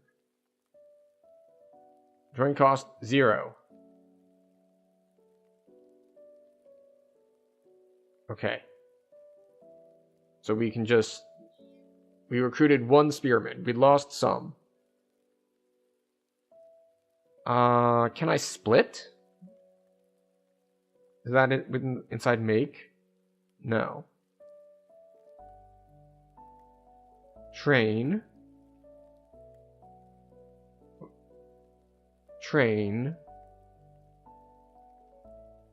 All of our casters. Can I just say train 3 through 6?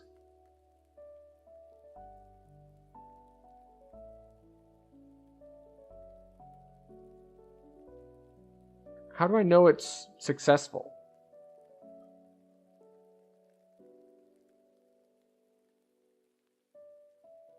Like, how do I know that they are set to train this turn?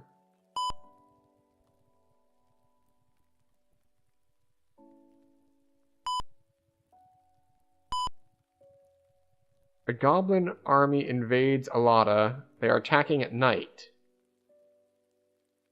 Okay. Do I know where they're attacking from? Can I see any units? Wait, did the brief tell me? Hold up a sec. We're going to cheat and use the stream to scroll back and see if I can read that thing. Invades Alada. They are attacking at night. But it didn't say, like, from the southwest or anything like that. So...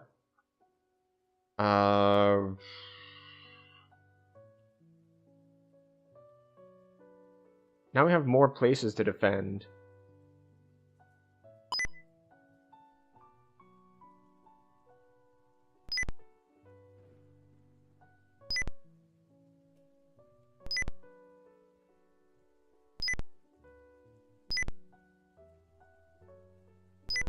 First spearmen, second javelins, first bowmen.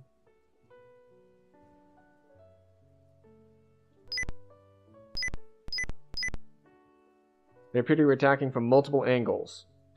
Move. Mage. Cast. Light. Where's our other mage? Do we put him in the middle of town?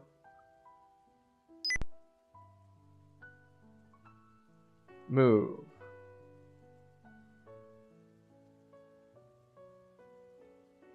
Cast. Light.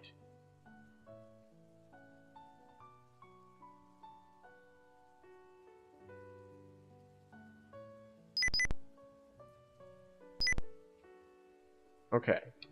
Can we see goblins? We can only see the ones over here on the northwest.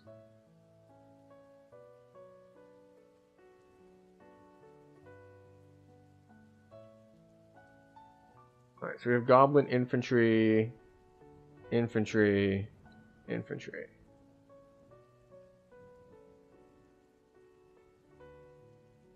Alright. Move. Spearman. Normal.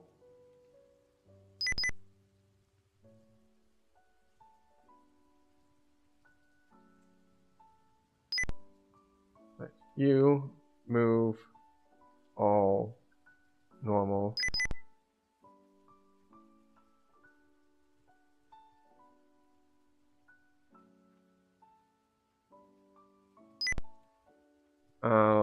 Alright, we want Roland?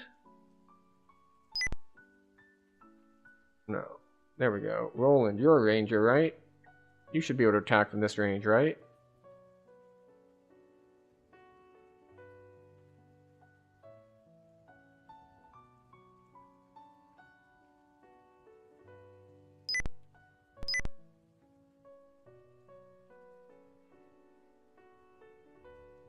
Okay. We're gonna hit next? Question mark? Who do we have here? We have the javelins here.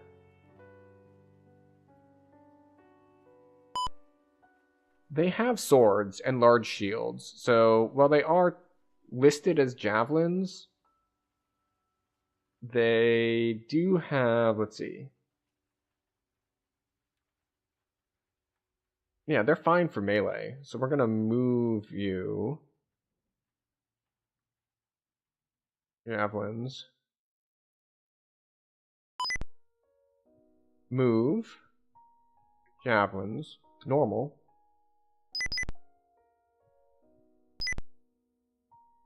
Next. Yes. It keeps flashing to over here. And I don't know if that's just a graphical, like, bug thing, or if that's, like, an enemy. Is this game hard to learn? Hard to say, because I don't think I can accurately say that I've learned it at this point. There's definitely been some quirks, like, normally you would think that you'd get things like, alright, you can move, you can attack, you can cast, but it's actually more of a tiered system, where move is basically do action. So you select move, and then you select, like, attack, or cast, or entrench, or whatnot. So, like, I want to shoot these guys with my archers. So I have archers in this hex. So we're going to hit M for move. We're going to select our bowmen from the list. We're going to have them attack.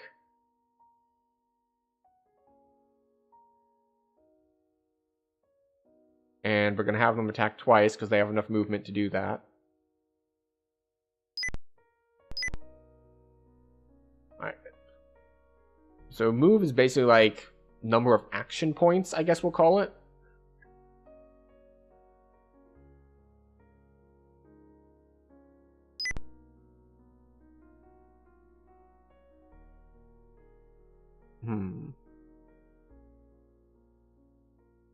Move. We have infantry here, right? 1,3.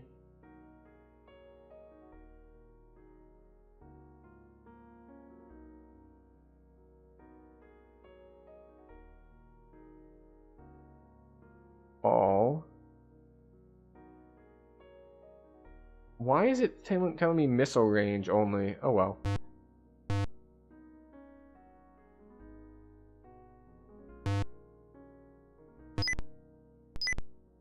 Okay. I'm gonna just say next turn. Yes. Like, that flash to the southeast is somewhat concerning. So I'm gonna say move all. Normal.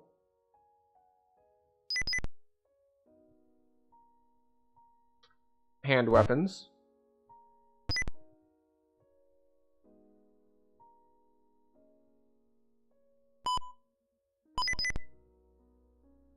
Okay. We completely wiped them out. Excellent. So the enemy is defeated. Our javelins went up a level, so that's nice. Successful defense of Alada, you capture a treasure of 300 GP. Your good showing has attracted a character who will serve you. A level 1 priest. Cool. P1. Recently, a young boy disappeared from a caravan. Rumors say that he was taken by a horde of goblins which is camped on the road between Marinia and Drocata. Alright, real quick.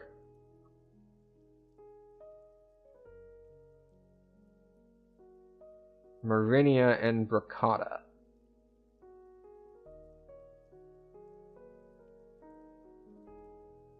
I think this is Bracata and this is Marinia. So it's over here, somewhere. There's goblins.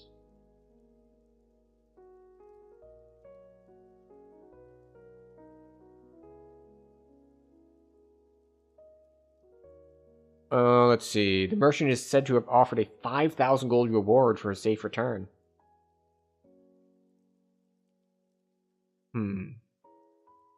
So, what if I try this again? Unit. Train. All. Like, it doesn't seem to do anything. Like, if I want to train just myself...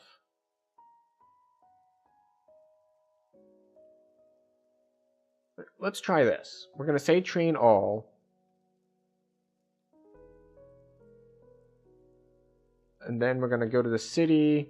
And we're going to say city. We're going to develop...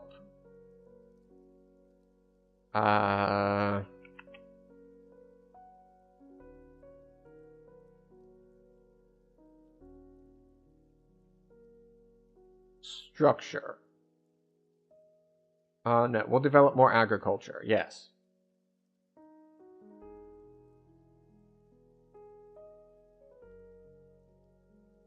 I wish there were an indicator for that I had already flagged it as getting developed. And then we'll develop lumber too, yes.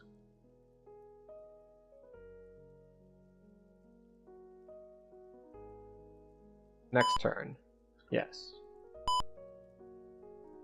A local merchant begs of you. A hideous monster has taken my pretty daughter from me. Please rescue her. You may keep any of the 5,000 gold the terrible beast took from me. Please, great leader, help me. Though his sobs, you find out that the monster is likely in the grove of trees just to the northwest of Alada. Okay, so... move. Let's take everyone except the javelins. So... in fact, we're going to leave behind all of our level 1 casters. So we want to take 1, 3, 6,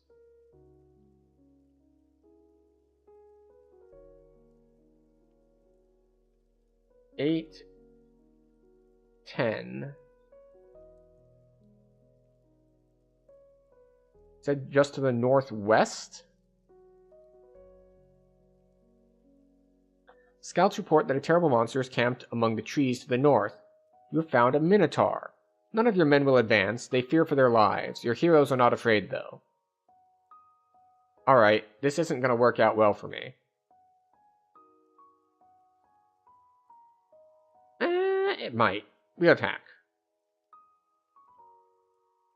Alright, so where is the minotaur? Right, there it is. It's up there. It's to the north.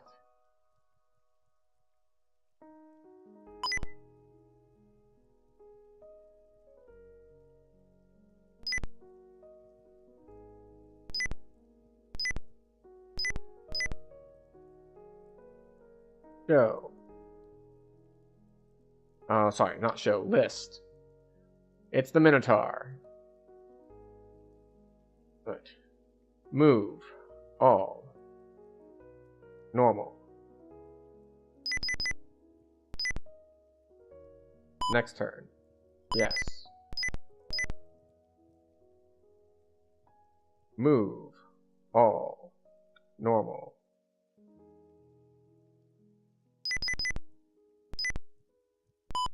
Next turn, yes.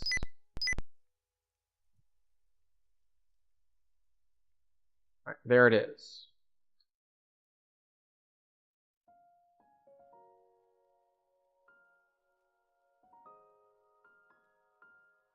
I'm wondering if I should try to entrench or not.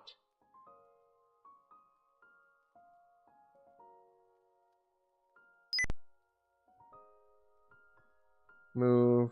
All. Normal.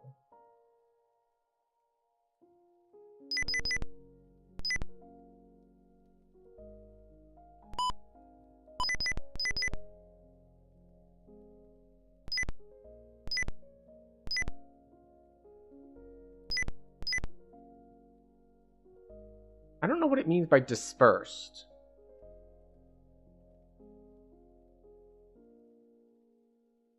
Because I thought that meant like they were gone. But it also said the Minotaur was dispersed. So...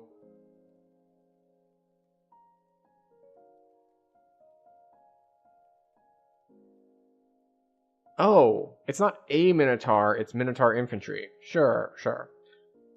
Minotaur. 1. Warrior.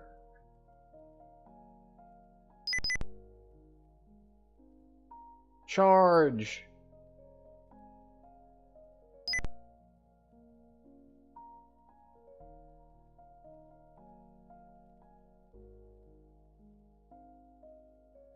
Attack.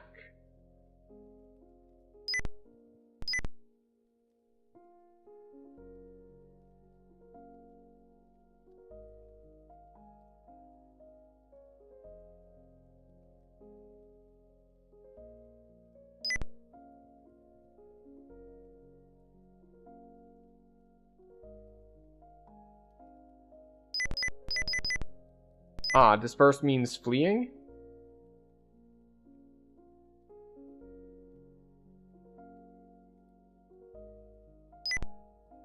Okay, so we'll just go next.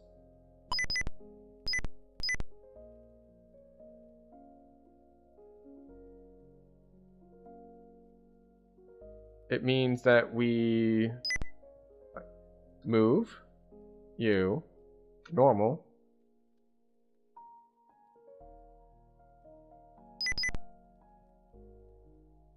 Charge.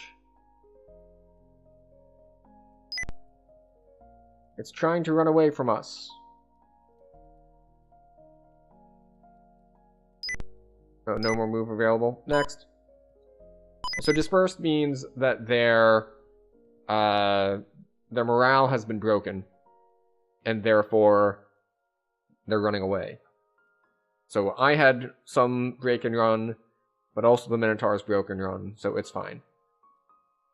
Yes. You have won the battle. You capture a treasure of 4,500 gold.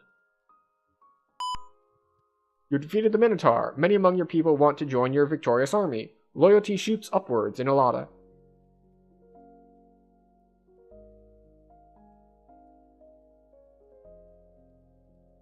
Okay. Info.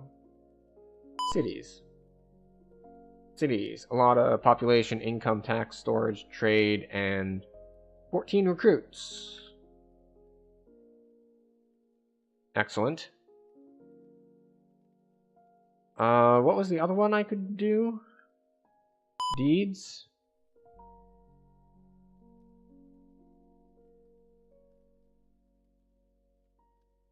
Okay, so it doesn't show me the quest log, I guess.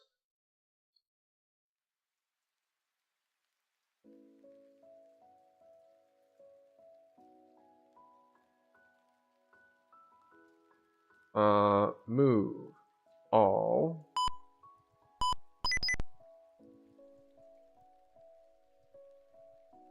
units, train all. Train. Oh, is that what it is? Can you not train hero units? Oh, that's why it's just dropping me back to this screen. We can only train the, we can't train, like, our mages? Or maybe there's something else I need to do before I can train the mages. Like, I need to build some sort of building or something like that.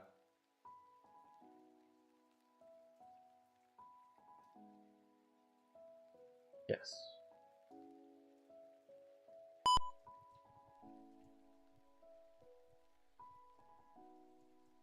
Move all.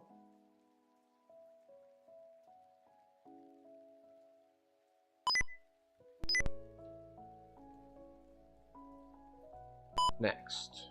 Yes. Let's see. The rumor about a young boy disappearing from a caravan is true.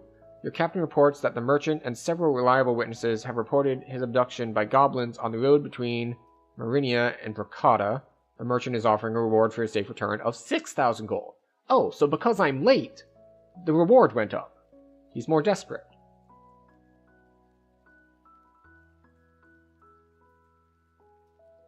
Move. All. Oh, that was fast.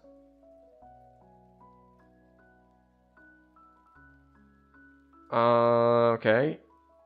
So we were heading west, so presumably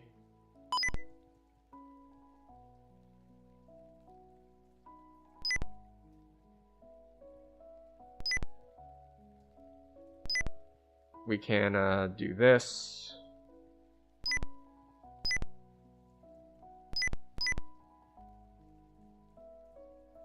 List. That's a lot of orcs.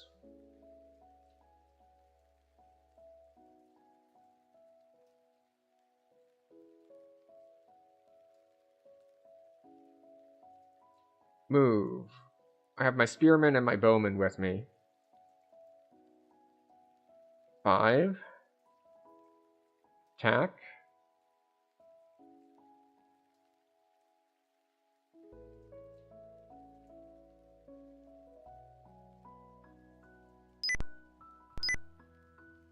Alright, then we're gonna have our warrior and our spearman.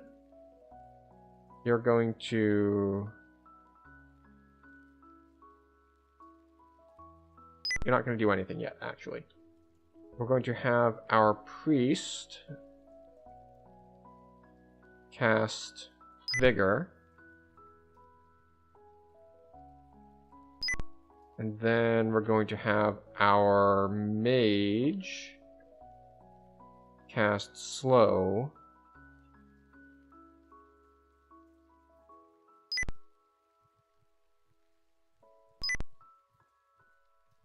And the question is,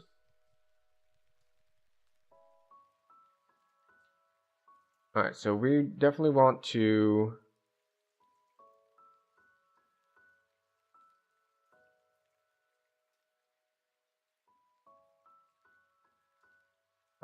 you and you. Do I want to entrench? I don't think I want to entrench.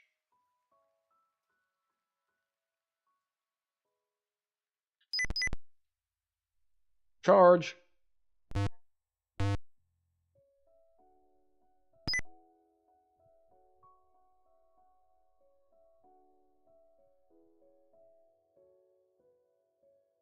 One move remaining.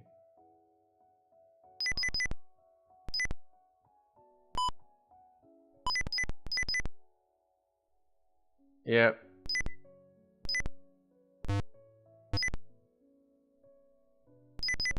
Yep. We're very, very dead.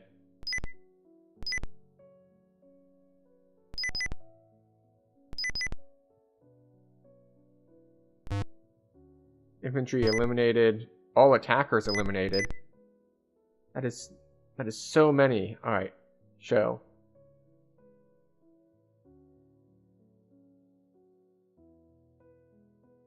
Alright, so the spearmen are running away. They've got some hits left, but they're not great.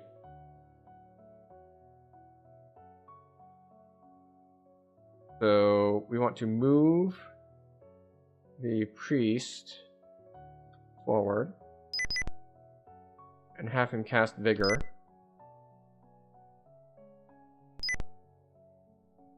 And then we want to take our bowman and attack this 4 stack of orc infantry.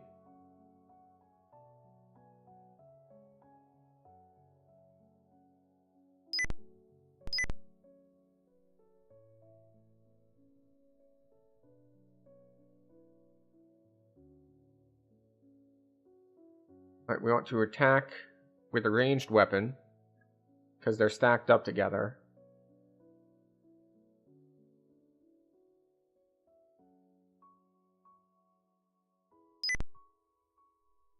So, yeah, there are 5 stacks of orc infantry here. I should have run away from this, but we'll just see what happens. Move. Warrior unit.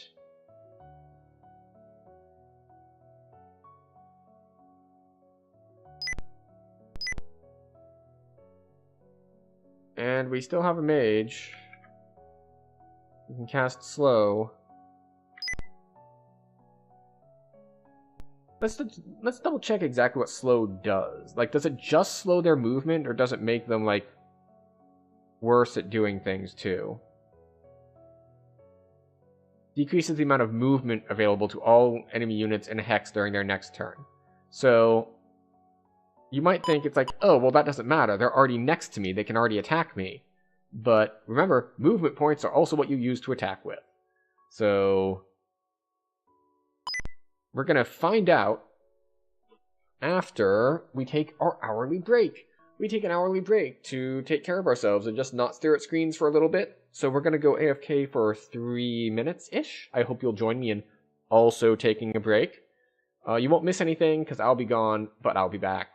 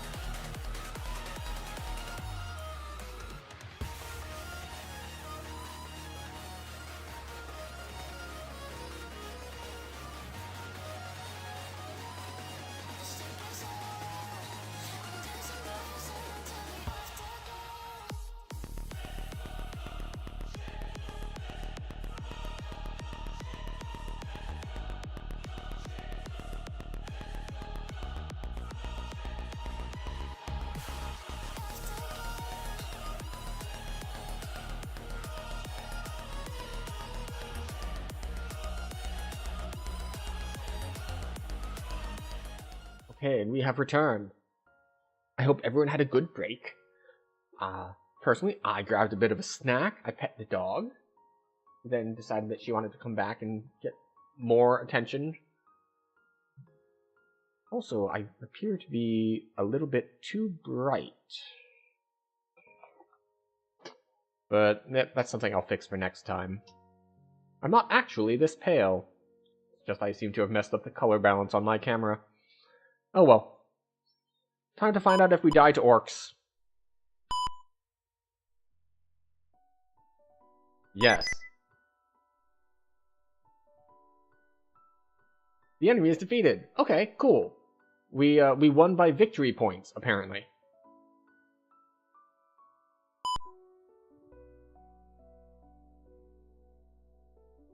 Okay, so we lost 8 of our spearmen, and they gain a level.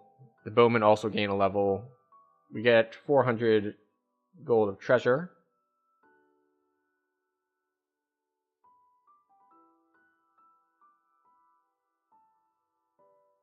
Okay, so unit.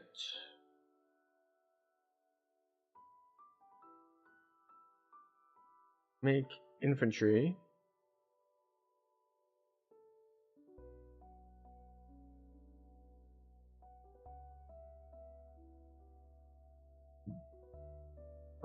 No, actually. Reinforce. We want to reinforce the javelin? Oh, okay. So we need to take our unit back to our city to reinforce them.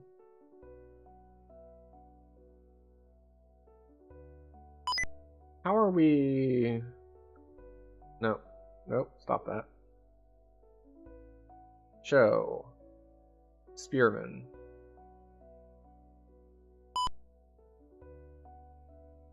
How many do we have? It says 150 hits. First Spearman, 30 infantry. Level 2. So...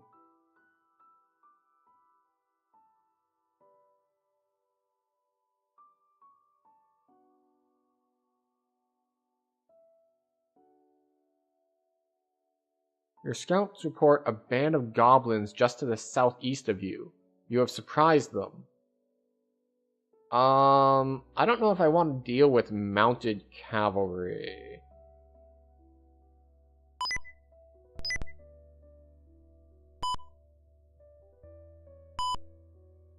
The merchant has increased the reward for his nephew to 8,000 gold. A young man named Olaf has been convicted of murder and sentenced to be executed. Although no body was found, there were 2 witnesses who said they saw Olaf rob the man, hit him over the head, and toss him into the river. A large number of citizens have signed a petition. We beseech thee, Triang, to pardon the young Olaf, who is to be executed soon. Despite the evidence produced in his trial, Olaf would never kill anyone. He is ever so kind and courteous.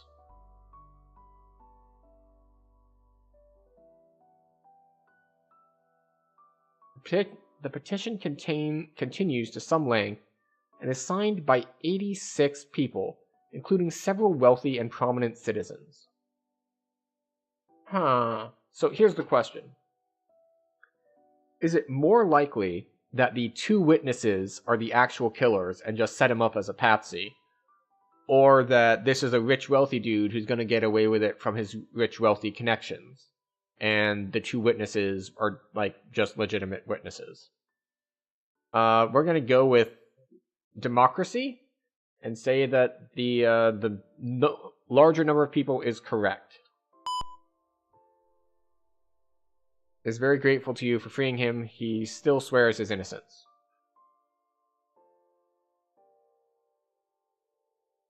Move all.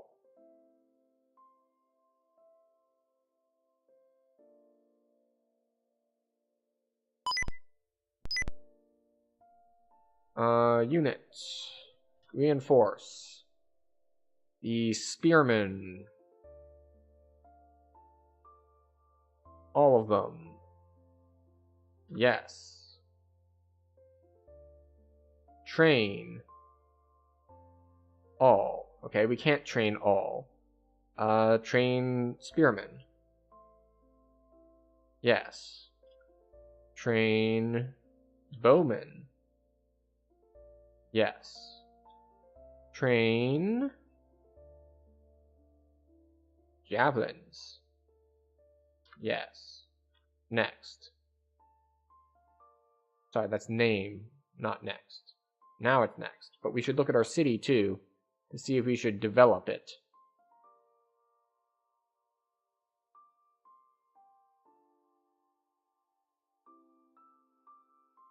We will develop the structure and the agriculture and lumber and mining and commerce and manufacturing. We're just going to spend all of our money It's our capital city. We're going to develop it as hard as we can. And fortification.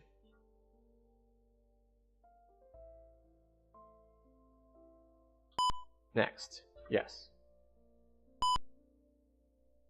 The case of Olaf has been resolved with the return of the victim to Alada alive and well.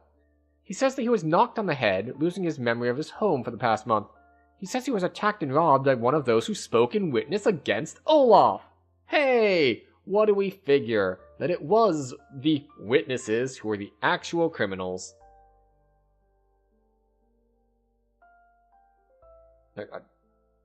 I pressed the button to save highlight so I could gloat about being correct later. And then it was like, would you like to advance without letting me see what you were actually doing? Like, come on now.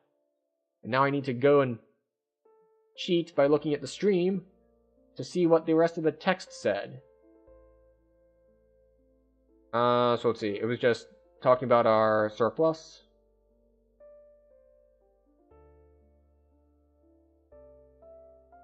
Oh, okay, yeah. Alright, never mind.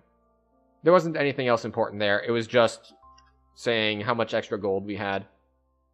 Move. Alright, so we want myself. Let's see. Yeah, 1 through 5. That's who we want.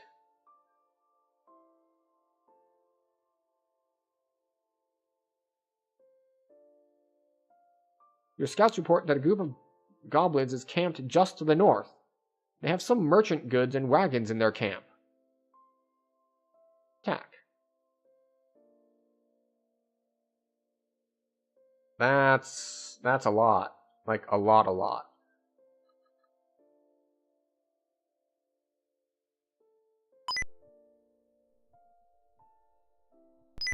Apprentice. Mistcon can be back. Spearmen go here. Bowmen go there.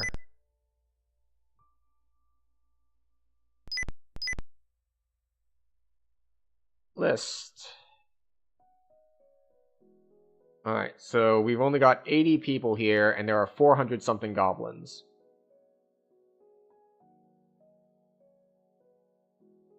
Alright, so goblins. Can I not see them anymore? Or like they're too far away so we can't see them? Okay. Move. All. All. Normal.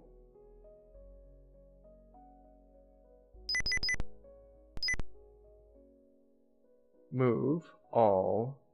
Normal. Next. Yes. Oh, are we getting flanked here?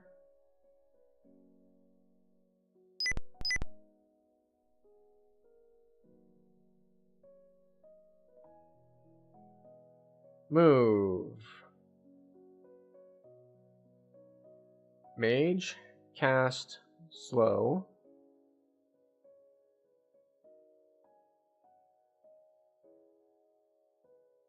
Nope, too far away.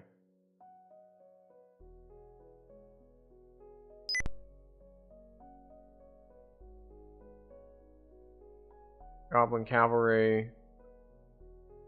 Goblin Cavalry. Move. All.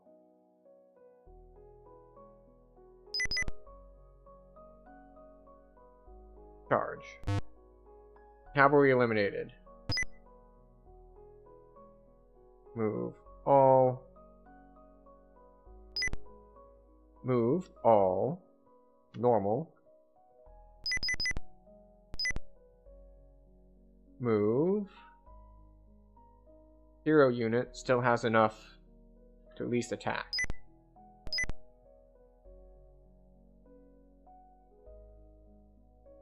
Bowman.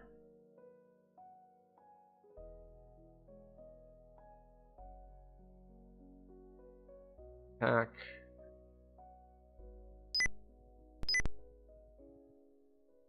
And then we have the mage.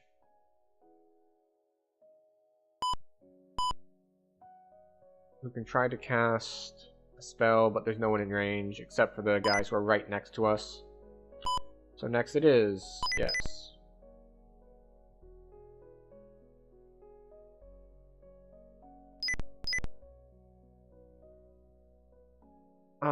Let's see some hex details. Visibility 24.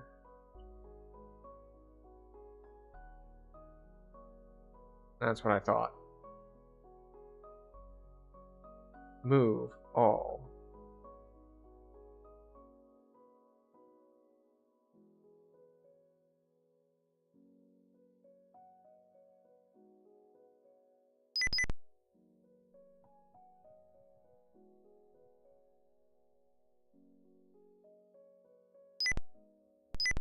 No move available. Move. All. Normal.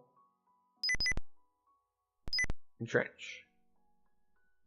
Alright, so we've moved onto the hills, which give us better defenses.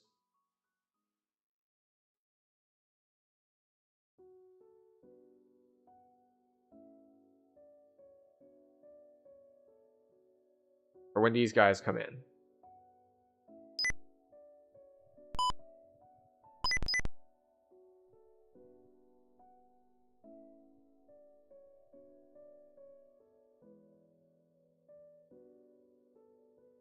Did those cavalry just straight up run away?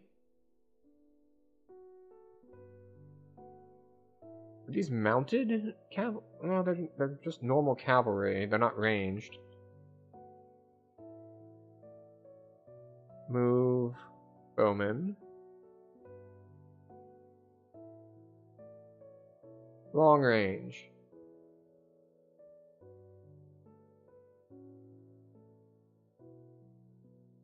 Alright, we can do double attack here on the big stack of goblin infantry. Mage. Cast slow on the big stack.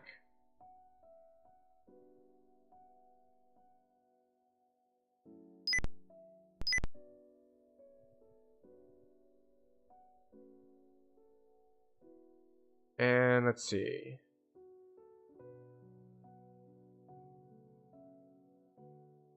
Alright, so we can't really do anything like with our melee group. So we're just gonna end. Go next.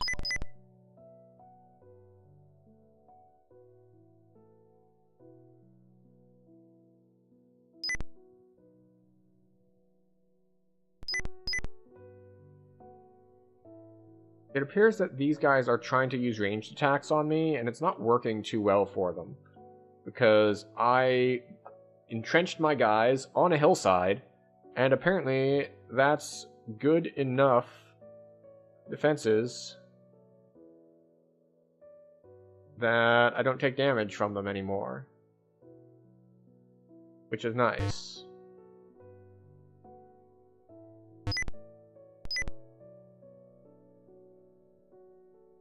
So, how are we doing?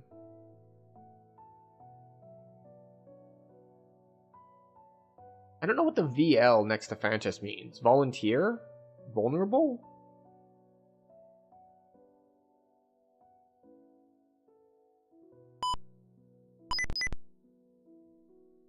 The enemy is defeated. Okay, so we won via victory points, I guess. Okay, we lost one spearman. But that's it. We gained 700 gold. We leveled up. And our spearmen leveled up. You have defeated the goblins. Although some goods and wagons were recovered, only a large pile of charred bones remains of any captives. So I was too slow.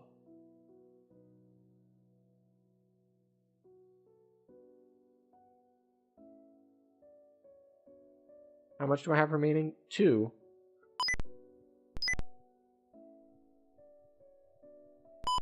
Next month. Yes. Word is spread that the aged Duke of Merinia has died of the pox. The army has turned brigand and has been fighting to determine the next ruler. Merinia is due north, right? No, that's the one to our west here. Show me the city. I only have 4 recruits. Wow, it's really hard to raise an army.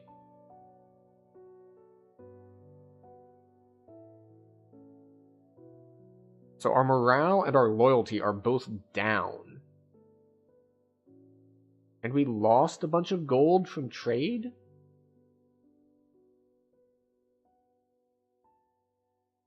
Develop. Why is manufacturing covered in... Oh. It's like, why is it red and an X? It's like, oh, because my cursor was like on it off screen here. We're going to develop agriculture because it's dirt cheap. And then lumber because it's slightly less dirt cheap.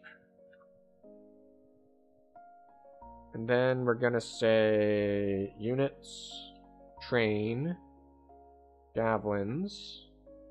Yes. And then we want to train the ranger.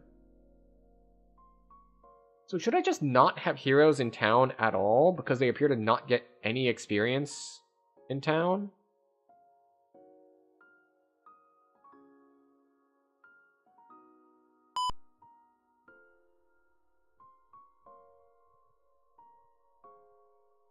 Move all.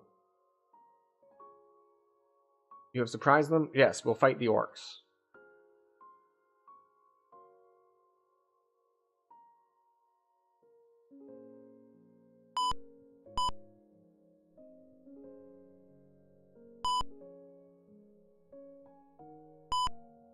Okay, fine, fine.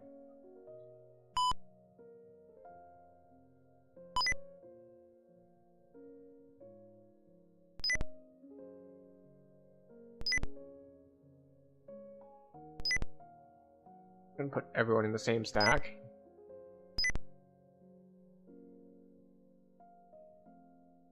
Okay, so we want warning mixed unit types. That's fine.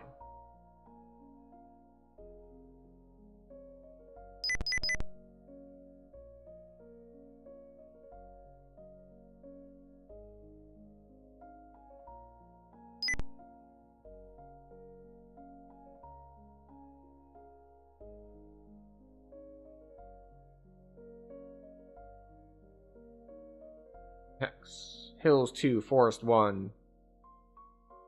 Lots of defense against missiles.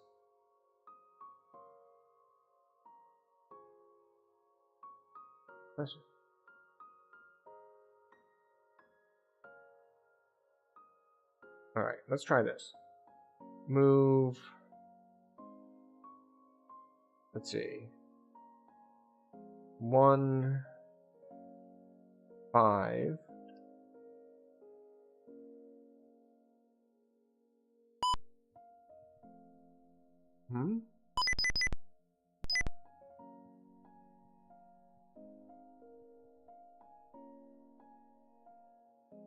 Wait, did I move forward the bowmen? I wanted to move forward the spearmen.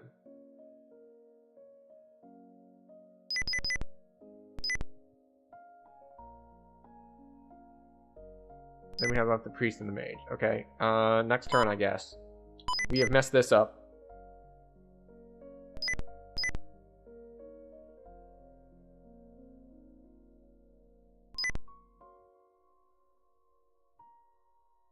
Move. The bowman. Normal. Attack.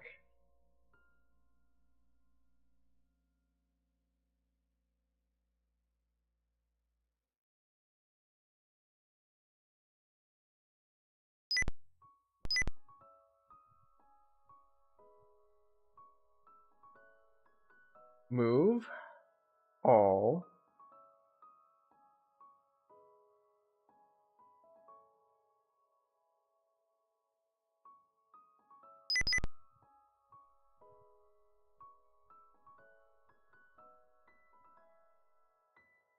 Entrench.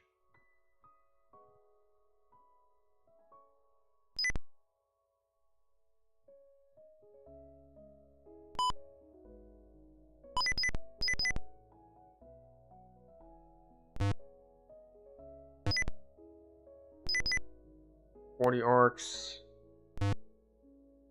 First spearmen get hit again. Spearmen are taking a beating. Unfortunately, they're in a forest, so...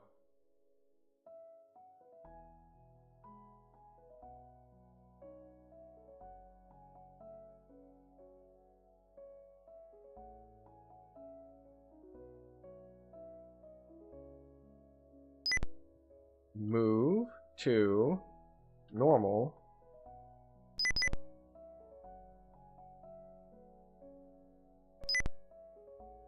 Move. Why did it move the bowman?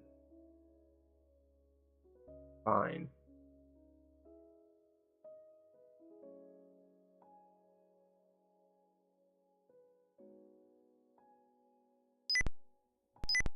I meant to move the priest.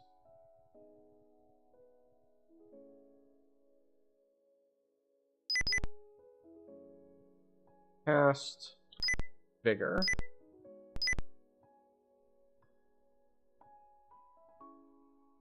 Move you. Normal.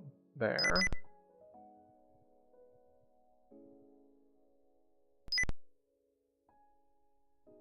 Move 3 to 4.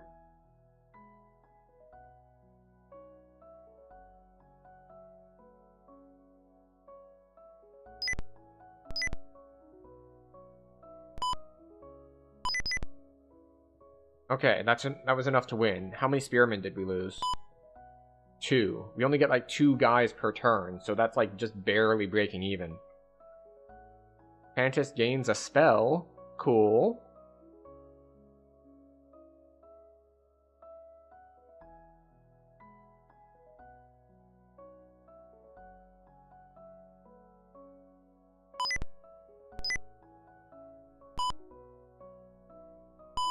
The spies report that Malakon, the leader of the Marinian cavalry, has been sent on patrol most of the time. This is reportedly to keep him from leading the peasants against the corrupt army.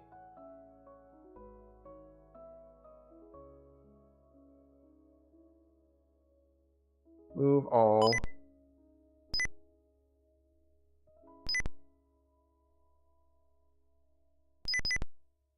So I did not notice that it was an attrition month. Yeah, it's December now. So we lost a lot of men.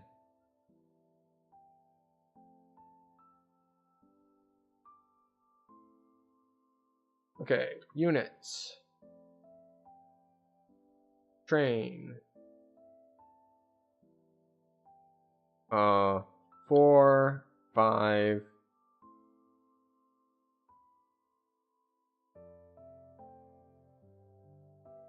$11. Yes. Train 11. Yes. Train 4. Train 5. Reinforce. Let's say the bowman. No,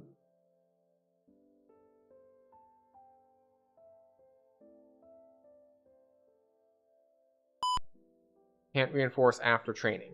Fine. Fine. Next. Yes. Stories from the west say that the land has been invaded by the dreaded inhuman creatures that dwell in the swamps. They have reportedly killed every living thing they encountered.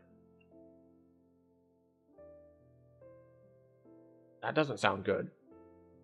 Unit. Reinforce. Unit to reinforce. Bowman.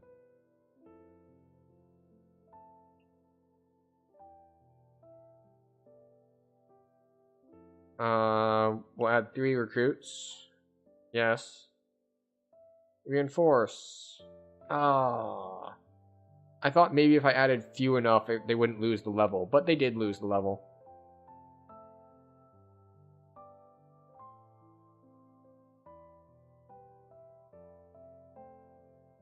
Oh, okay. I can't, basically, it looks like I can't reinforce them at all, or they lose a level. So that's unfortunate.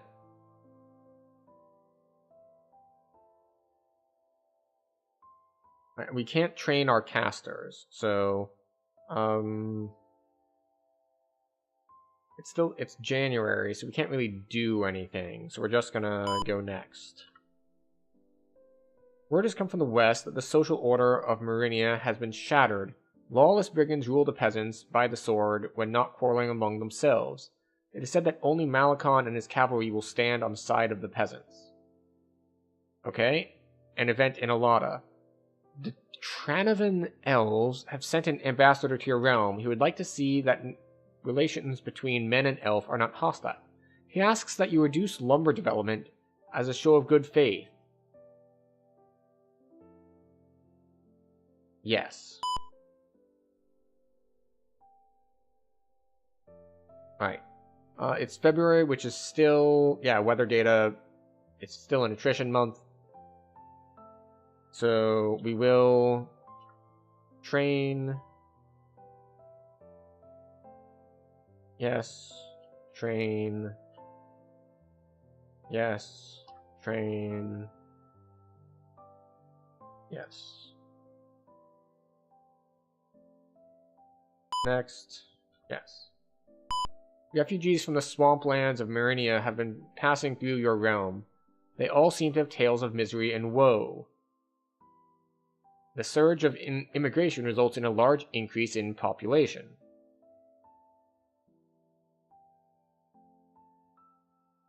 Alright. We don't have attrition anymore. So what we can do... Actually, how many people can we make? Or how many recruits? We have 7 recruits. It's not a ton. So what we can do is we can move everyone except the except the what? Except the spearmen.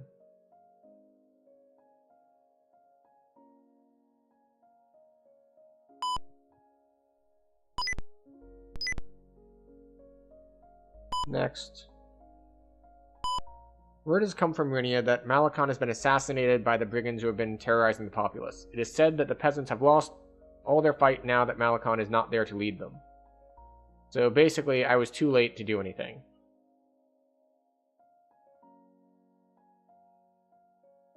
Scouts report that Marinia is defended by about 300 infantry and 60 cavalry.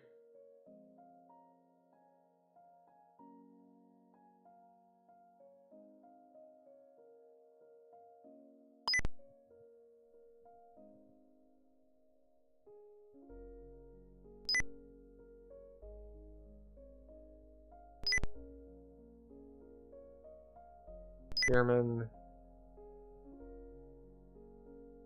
Bowman. Roland. Omar. Melakel. Mage 1. Priest 1. Wait, why are the javelins with me? I should have only taken 1 through 10. Javelins should have been 11. Do I have nothing left in my city?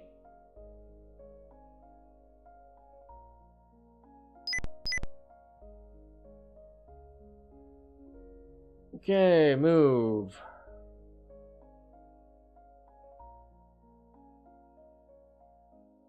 Oh. Normal.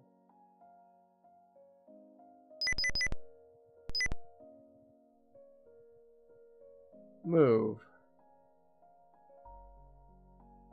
Oh. Normal. Move. Who has moved? Just the priest. The bowmen do not have any move. How about you? The javelins don't have move, nor do the spearmen. But some of the others do, but it doesn't matter. We'll go next.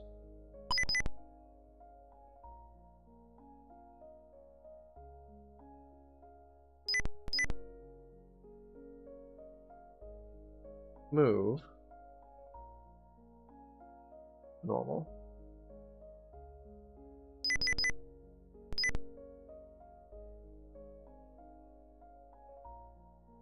Move. Where's the bowmen? Bowmen are on 3.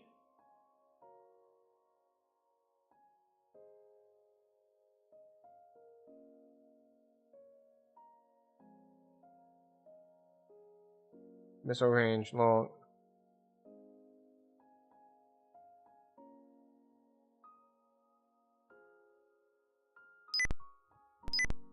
Yes, yes. What is the hex info here? Yeah. Bunch of missile defense. Next. Yes.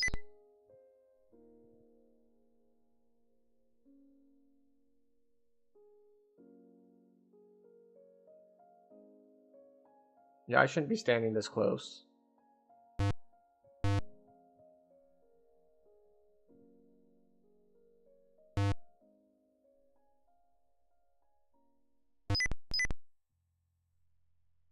Move.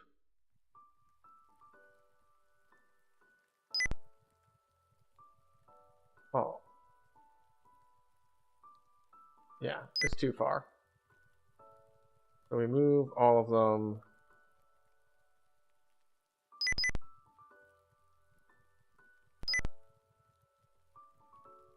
Move. Bowman.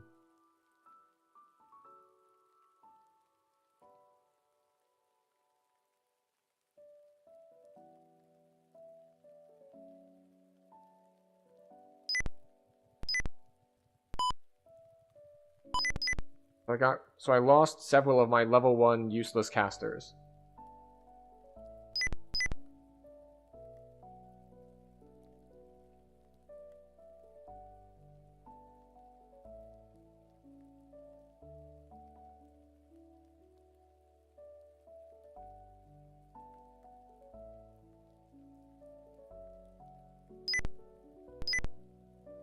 Next.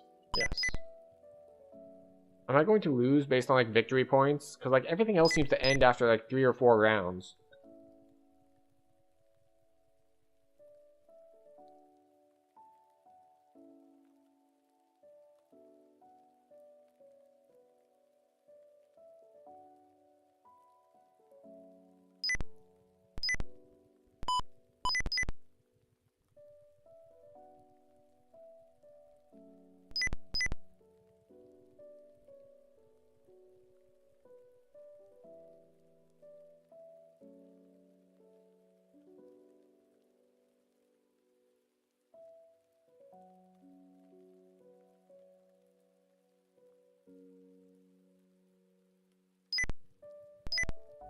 Hmm.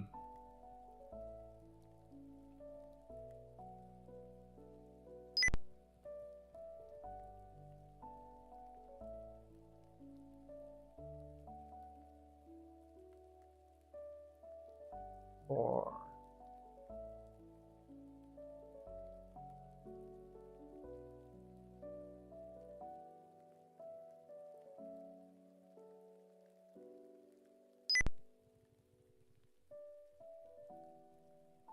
let's see. 1, 2, 3. Why does the order keep changing here? Like, Billman used to be the one on top.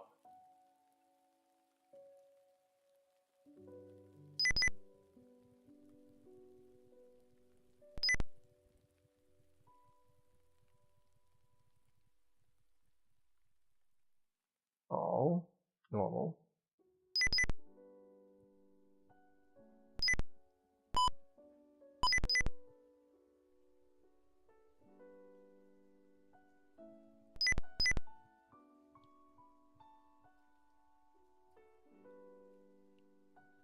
Move. We'll send the spearmen here. Move.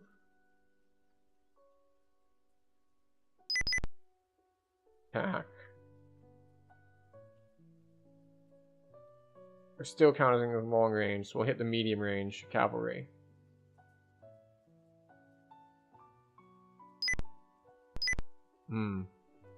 Next.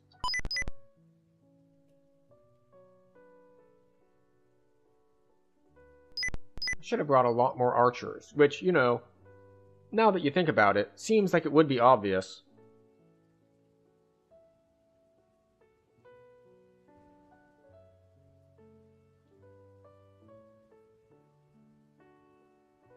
Am I gonna get impatient and do something dumb? Probably.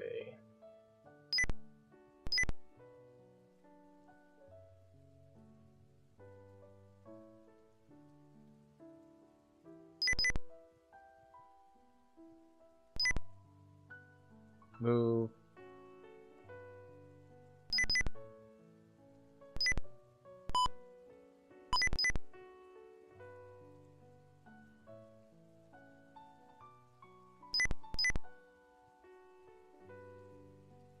Move. All. Normal.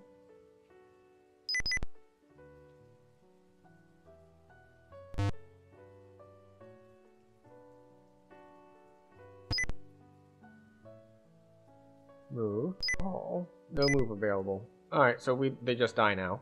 That's unfortunate.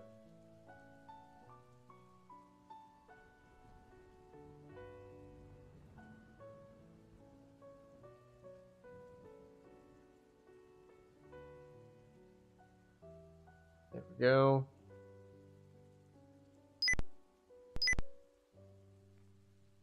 Next.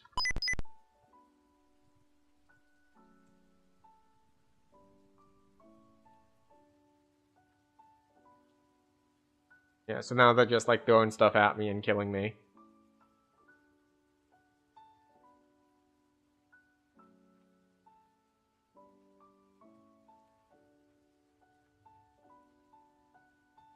So many of them.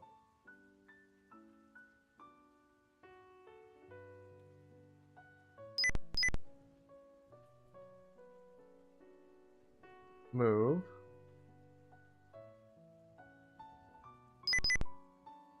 Attack.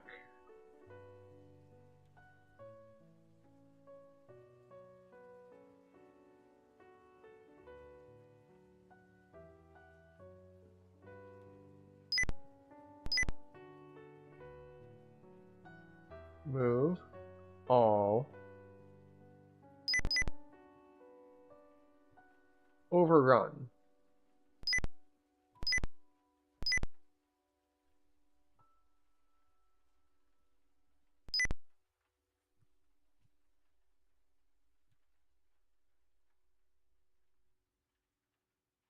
Go. Well, that worked. Don't know why it worked.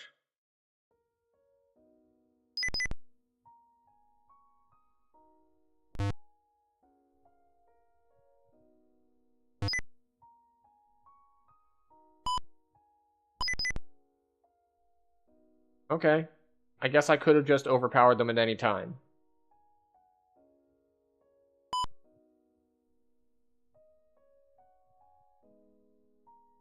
Roland and Pomar both died, as did P1. You have conquered Marinia. You captured treasure, 230 gold. Your good showing has attracted a character who will serve you. A level 2 knight. Excellent. K1.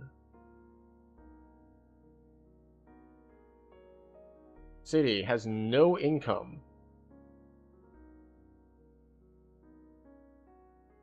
Develop.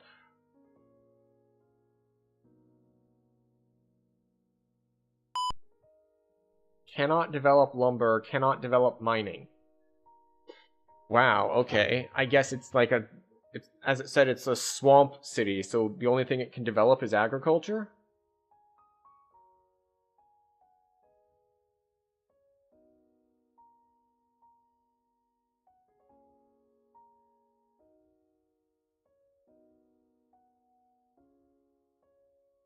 Okay.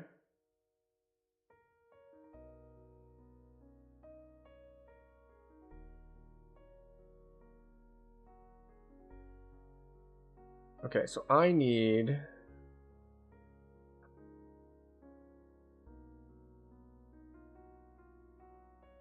seven.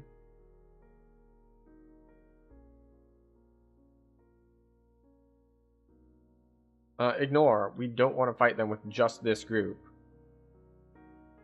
We wanted to get them to this city so that they could help defend it.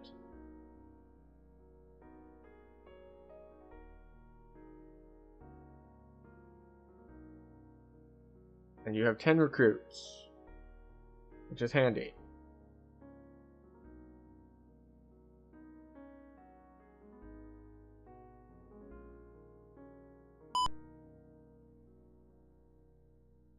Exceptional weather has gladdened the hearts of your subjects. The May celebration will be good this year.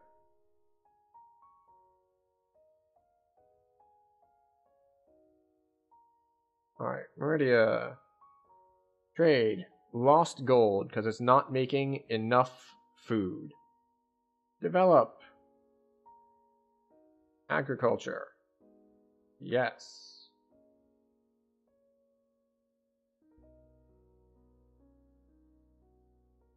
Units. Train. Train the knight? No, of course we can't train the knight.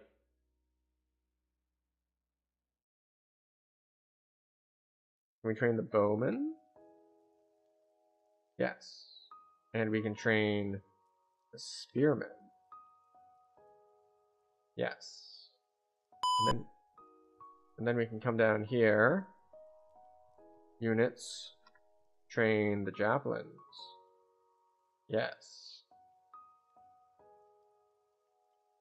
And then we can hire? No. We can make bowmen. All of the recruits. Yes.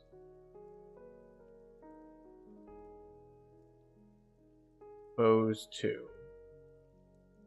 We'll give them leather.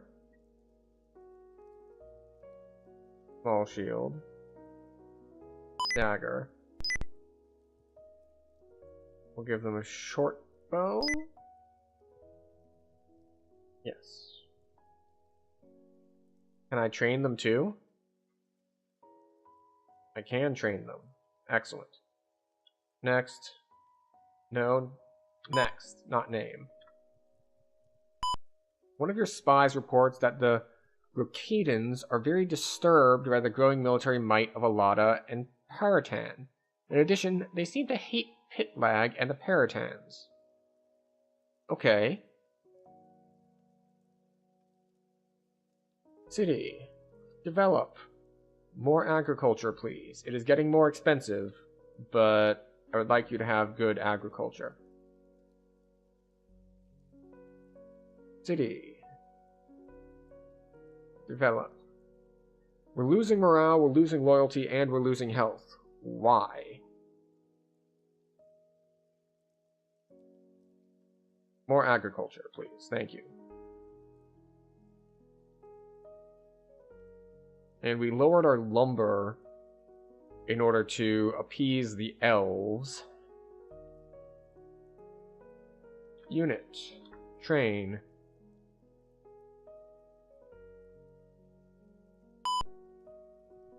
Train the bowman. Yes. Unit. Train. 1. Yes. Train 2. Yes. Next. Next. Yes. Rumors reach you that Paratan and Brocada are about to enter upon an economic and military alliance. And then, let's see, in Alada. The Elven ambassador from Tranovan suggests that there is a possibility that Paratan may be a common enemy. Although he may make no specific promises, he tells you that Pitlag is a hated foe of the elves. Okay, a fire in the commercial district has damaged several businesses in Alada. What does that mean? Did we lose our commercial development? Is that what that means?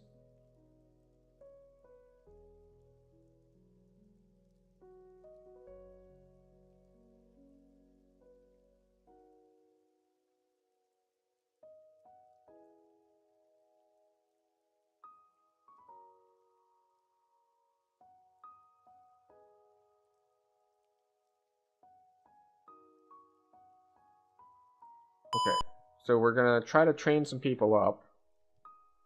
Unit, train 1, yes.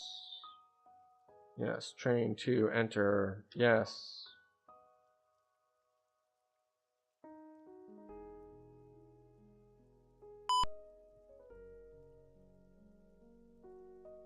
Not move. Unit, make. Infantry. We have 7 available to use.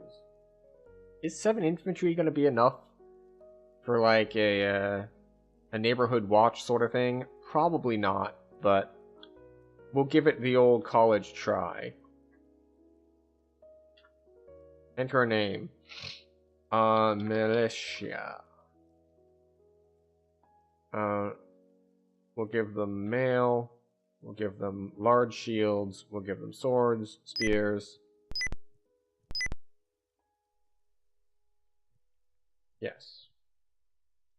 And then we will train the militia. Yes. And then we will move 1 to 8. Because that's everyone except for the militia that I just put in there. No movement remaining? Okay, next it is. The goblin army invades Alada. They're attacking at night. Alright. We're gonna put the javelins here.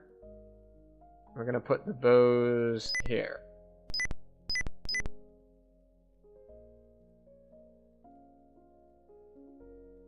Okay. Move. Bows. You're gonna entrench.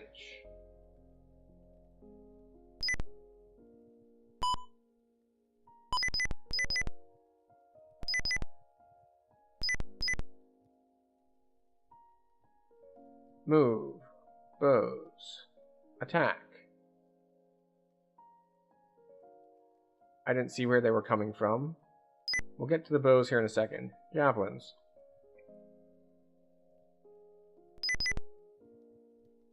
Charge.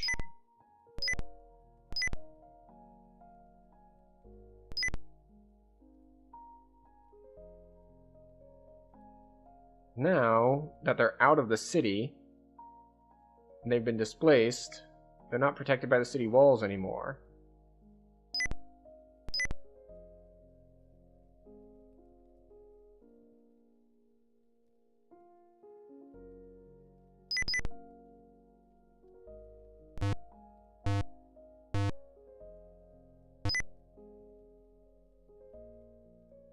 Next, yes.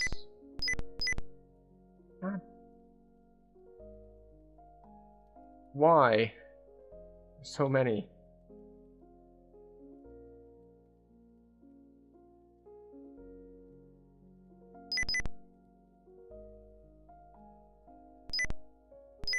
So many infantry here.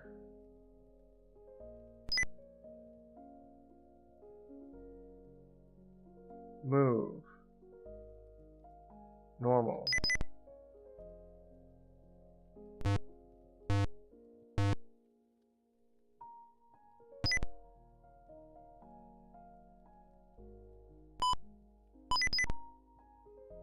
Alright, we totally slaughtered them, but we did lose guys. Yeah, we lost 3 of our javelins. A ranger. Ranger. The Elven ambassador from Trevisan has told you that his queen has agreed to offer you an alliance to defeat Pitlag. The elves will help in any attack upon Periton that you make.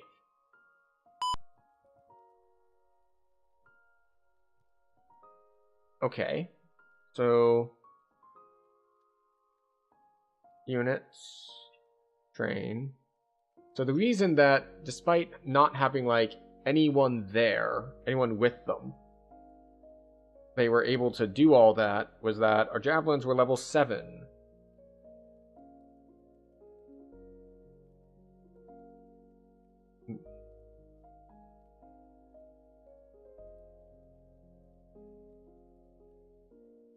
Nine recruits. Okay, so we have 20 level 7 infantry. So if we add 9 recruits, how far does the level drop? Because we're all getting almost a 50% increase in personnel.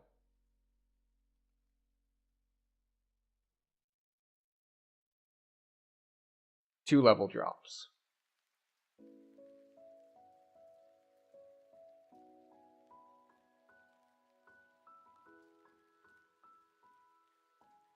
Move 1 to 8.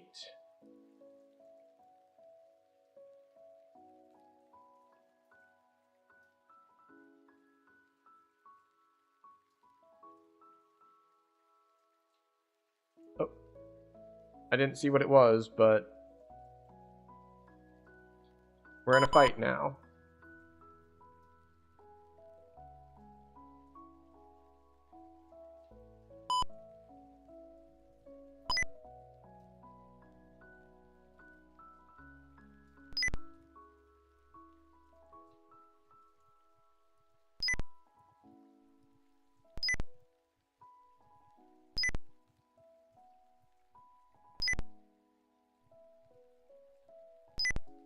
Spearman.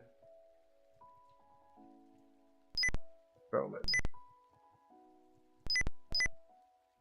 Okay, so what is this? Orcs? That's a lot of orcs.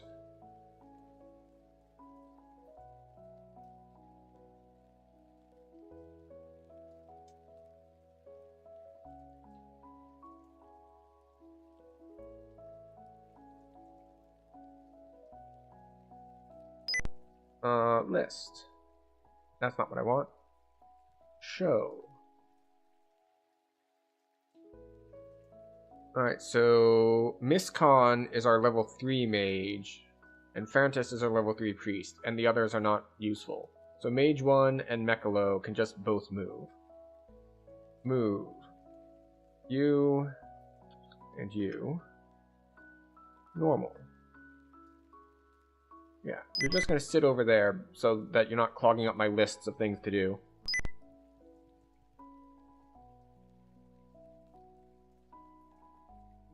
Alright, so you. Cast. Confusion.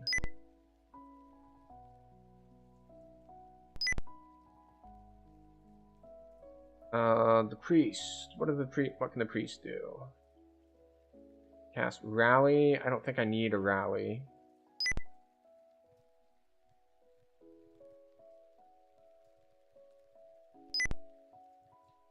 Move. One. I was gonna have him dig in, but now I think I don't want that. Move. You. Attack.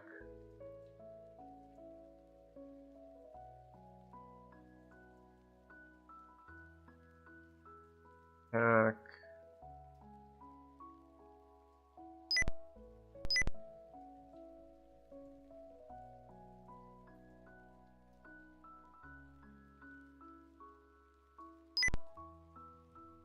Move all.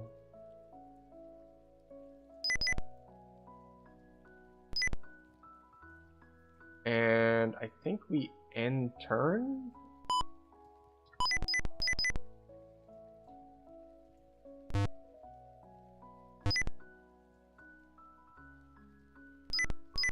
That is a lot of orcs. Okay. Move. Spearman.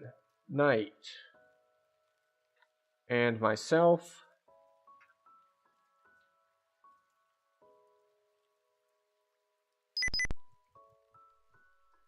going to charge.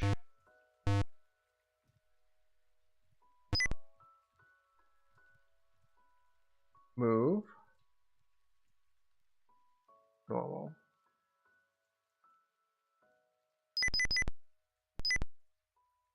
Who still has move? The spearmen don't have move. But the knight and I do.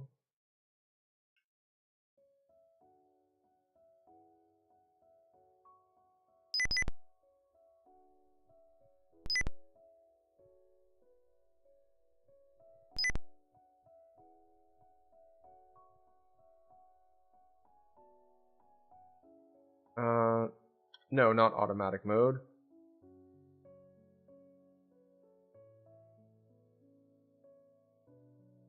Move. Now attack.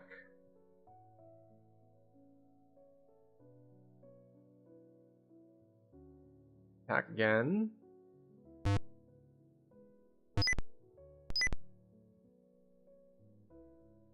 Move all. All. Normal.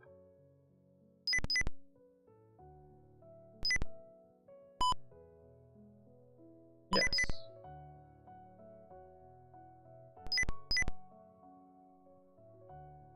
What? They just chose not to attack me? Okay.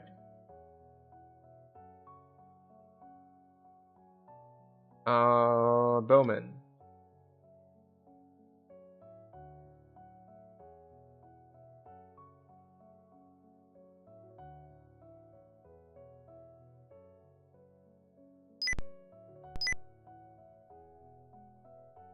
Move all.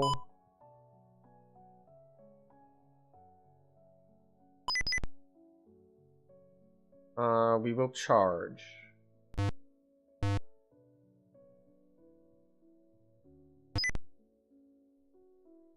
Move all. Normal. And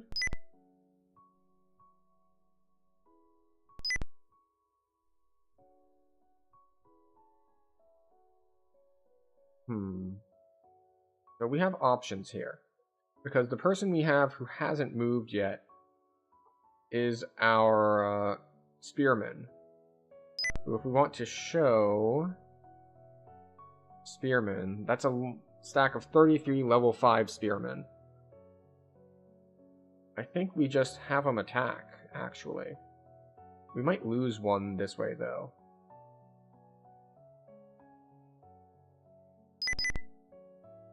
Charge.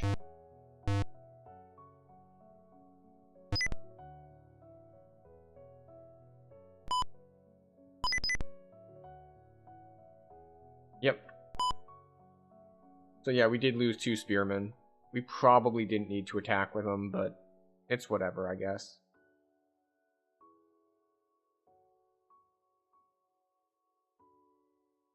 What month is it? It's August.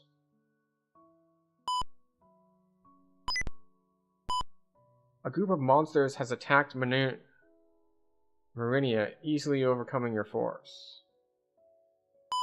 The climate has been wonderful this month for agriculture. Fresh produce is plentiful. Information. You have heard from merchants who have traveled to the south that there are several tribes of nomadic horsemen who live on the plains south of Cernova.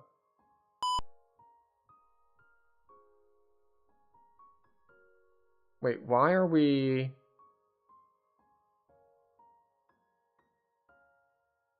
Didn't that something pop up on attrition?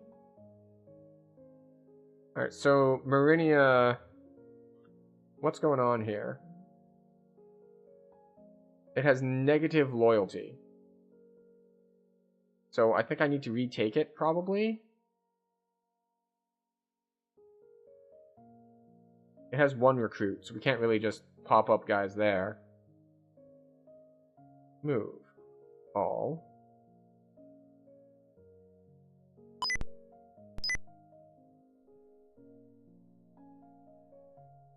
Unit. Train.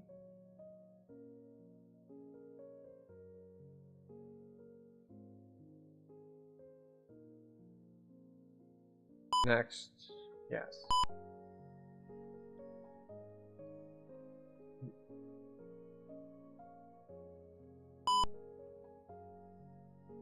Okay, so it turns out, yes, we do need to move to Marinia.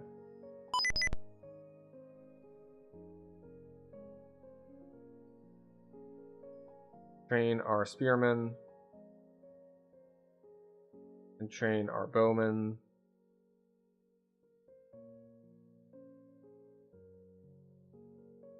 And then for the city...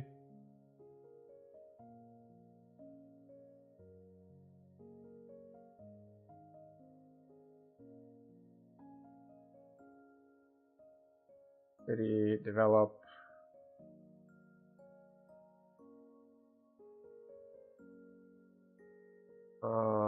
We'll develop mining, yes.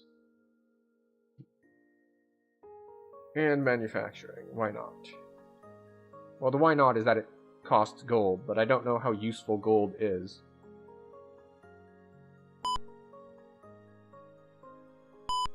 Your court historian reports that according to all his research and according to all his careful and learned research, the area known as the Great Lake to the south, known as Tentula, was once very prosperous. Food shortage. We lose 5 people. Because it's November? Who is short on food? Probably Marinia. Develop more agriculture. Yes. Will it work? Probably not. Wait, do you have stuff in storage? Yeah, you have stuff in storage.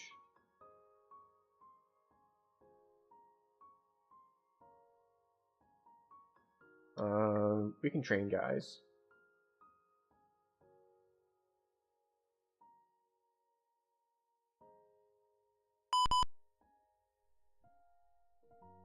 Units. Train. Bowman. Train spearmen.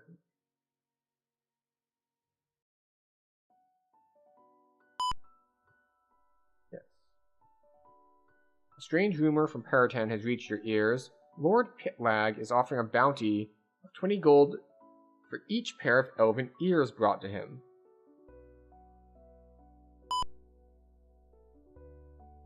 Marinia is importing gold, which is fine. How are we doing? We have 2,000 gold. We can still keep developing agriculture.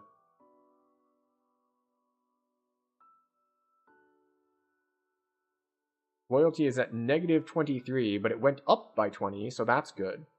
So morale is up, and loyalty is up, and health is up, so we've got all that going for us, which is nice.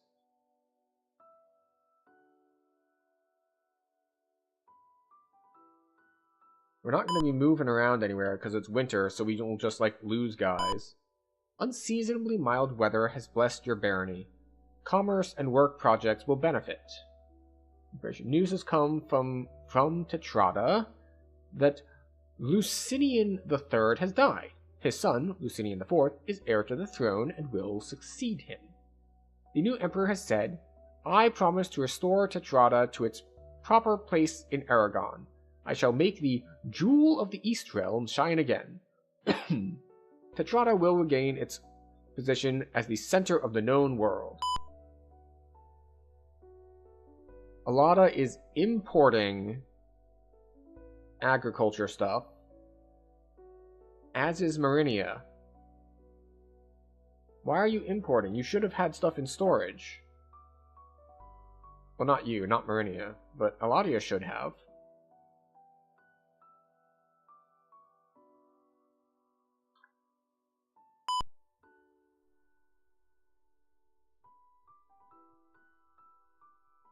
Prophenon is an ally, so that's good.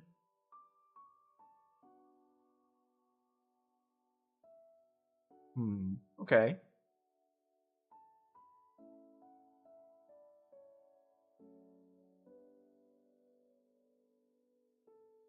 What month is it? January? We're gonna ride it out through February.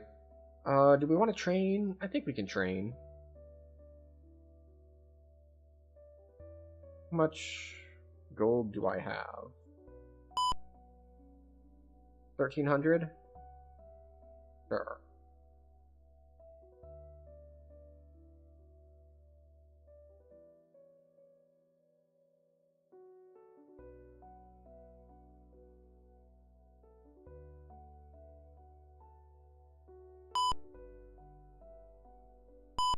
A traveler who claims to be a deserter from the Peritanian army, I could say it before, I don't know why I can't say it now, says that Lord Pitlag is planning an attack upon Bracada. Pitlag covets the nearest city and its harbor to increase his own wealth and power. Well, I don't own Bracada. Maybe I should have at this point. I'm not expanding fast enough, I guess, is the problem. It's like, they're going to attack your city, and I'm like, oh, I hadn't even conquered that city yet.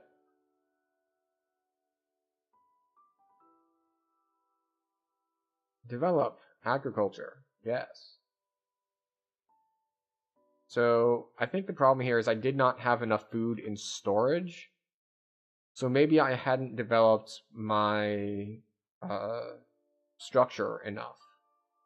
Because that's what lets me store food for the winter.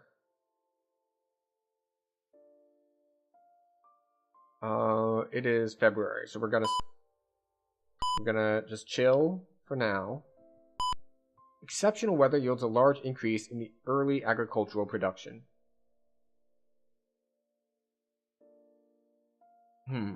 Okay.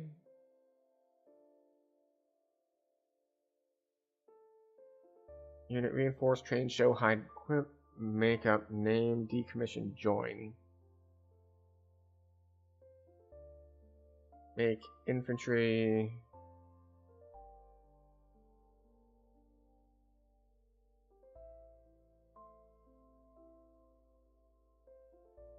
Fix.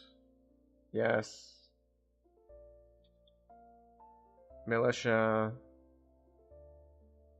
You get chainmail. Small shields. You get swords. You get spears. You get drone. No bows, no horses. We train the militia. Well, no, we don't train the militia yet. Unit. Make. Infantry. 15. Yes. Militia. Chain. Small. Sword. Spear. Drone. Yes. Move. Militia. No movement remaining. Alright, yes. Next. Yes. Reports from a caravan indicate that a new leader has risen among the Kalika nomads. He is called by the name Jantri Kali, which means great warrior in the nomads' language. He is said to be attempting to unite all the clans under his banner. Why am I still importing agricultural product? Like, okay, I get why you don't have enough agricultural stuff. You're only at 5. But you, on the other hand, maybe it's because your population is so high.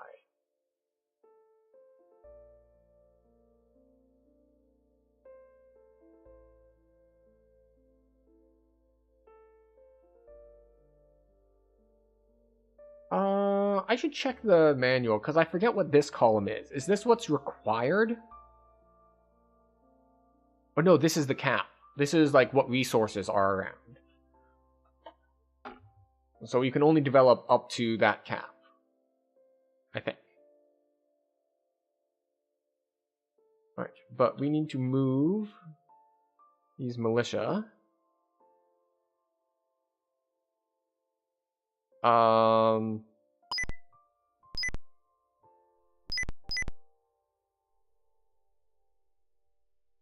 Can I run away?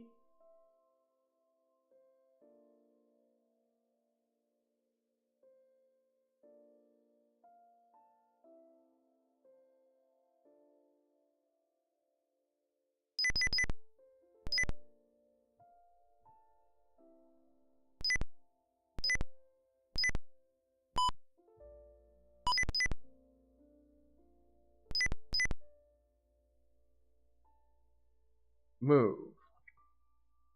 Normal.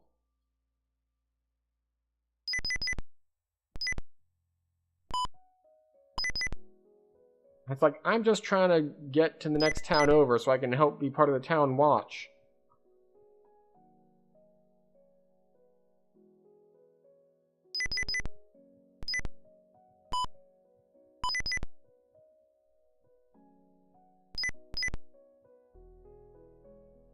Move. All.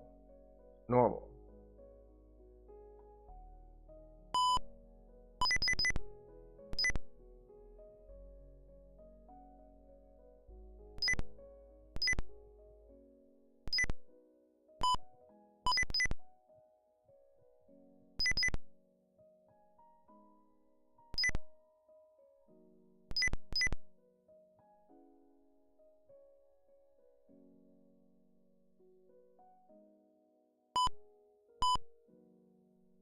Alright, so you can't run away once you're in battle.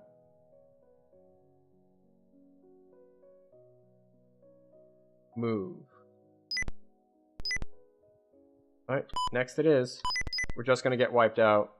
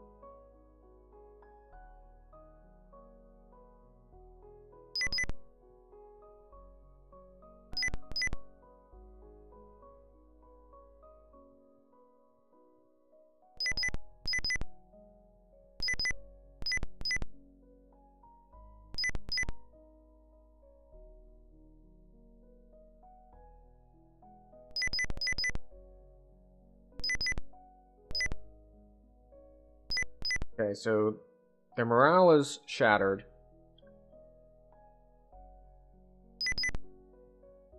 I guess if I'm moving small units between cities, I need to make them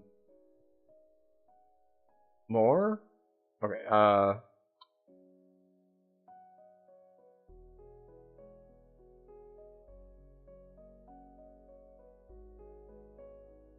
they didn't all die. But most of them did.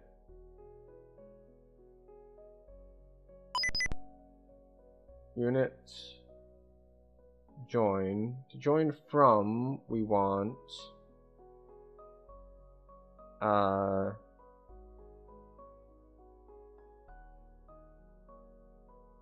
one. Yes. And we want them to join 10.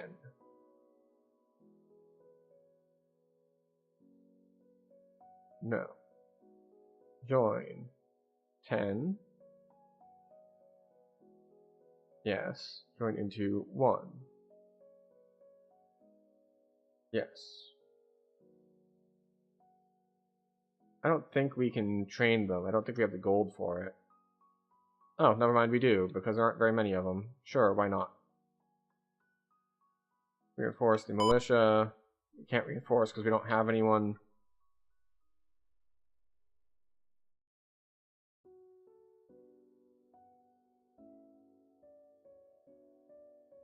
You know, this whole area is relatively small as far as like how long it takes you to move around.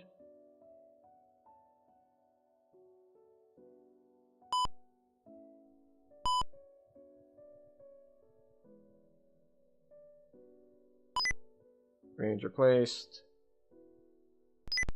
Second javelins. Those two. Move. Those two. Actually, let's look. Show Ranger. Hits, hand, missile. 26%, 12 damage. Range 2 short, medium, 17 long. show bows. Okay, so they have the same sort of bow, so we can use them together.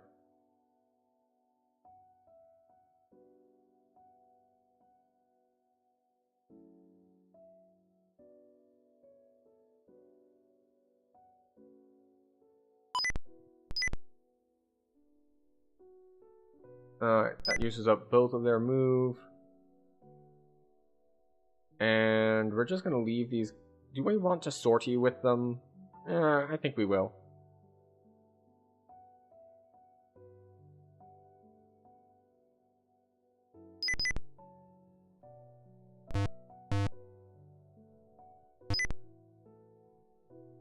Next.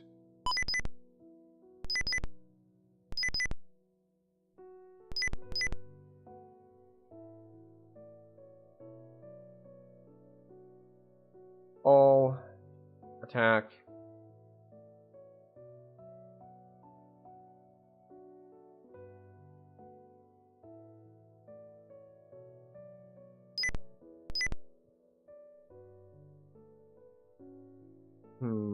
Defense 16, 16.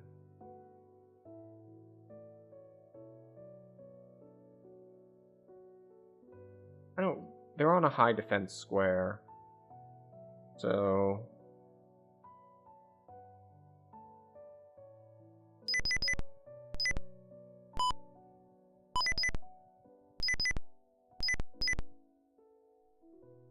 okay.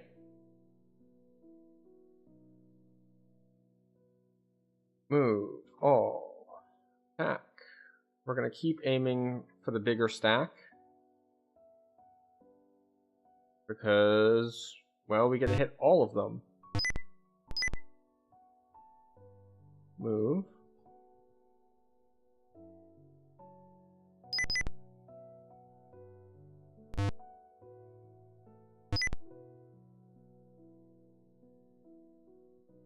Move. All. Normal. Let's go hand to hand. No move available. Alright, next turn. Alright, 99% effective.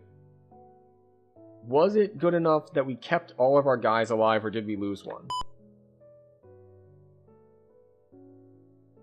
Alright. A good showing has attracted a character is willing to serve you. A level 3 mage! Excellent. Commander. Alright, we're gonna call you M3. There's a persistent rumor among the people Pitlag is planning to ally himself with the Neuralians. An advisor suggests that they may want to join forces against you. Well then. Well, we're making money again, so we've got that going for us, which is nice. This city is awful. Like, it might be better for me to just let the whole thing burn.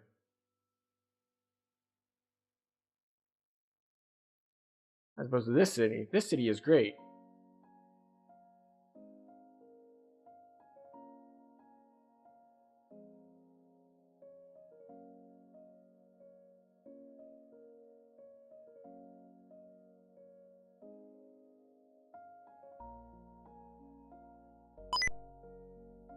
Right, actually, we want to move this new mage.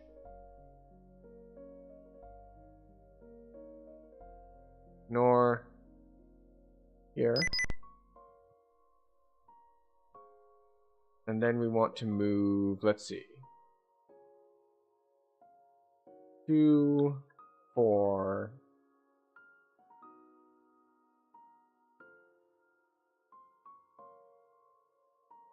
2 and 4 to 9.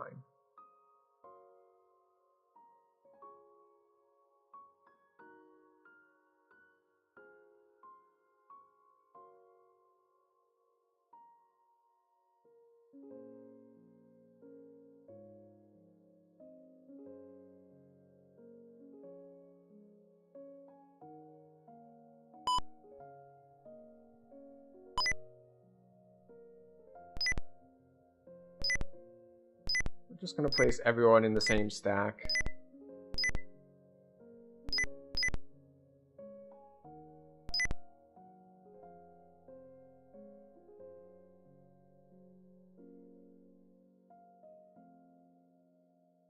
All.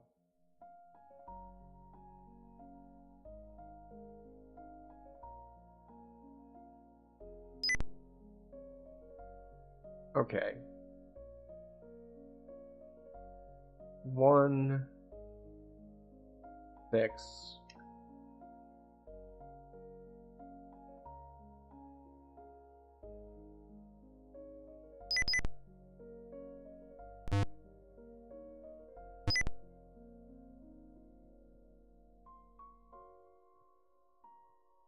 Move. All. Move. Just you.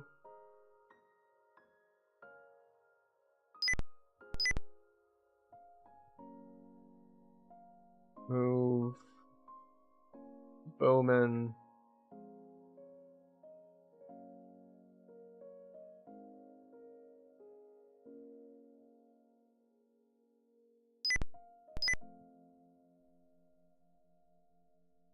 Okay. And then I have a level 3 priest. Cast Rally, but I don't think we need it. We have the mage. Not that one. The Miscon that actually has spells. Confusion.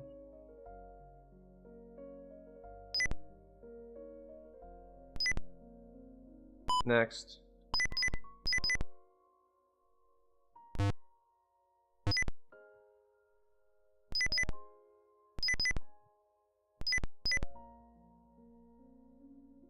Okay then. So we want the priest to cast Vigor. And we want the bowman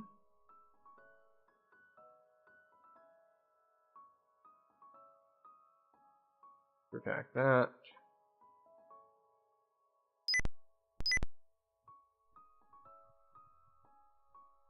And let's see.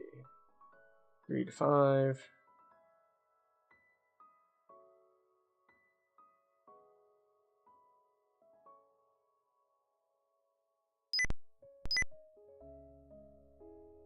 Move. All.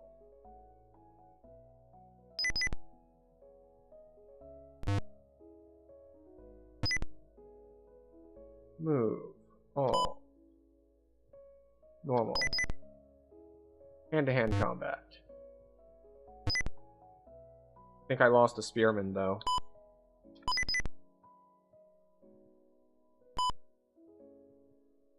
I lost 2 bowmen because they were attacked and I didn't have them properly defended.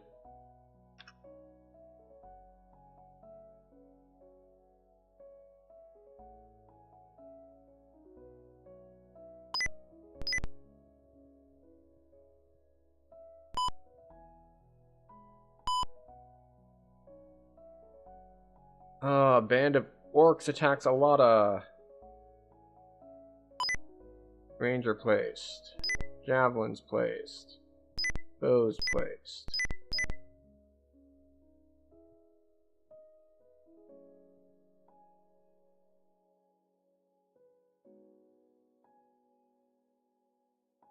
That is definitely not all of the orcs that are going to come for me.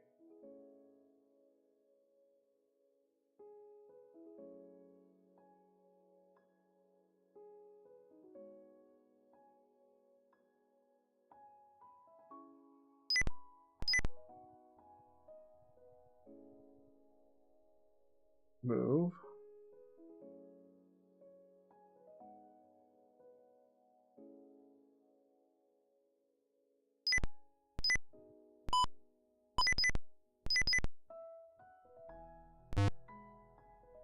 Ugh, we took a bunch of damage there.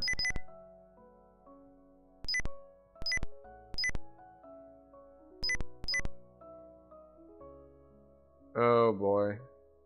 I think I might lose my capital city here. No, not attack. So if you tell it to attack, the problem is it assumes ranged attack. Like, moving on to someone to attack them is move.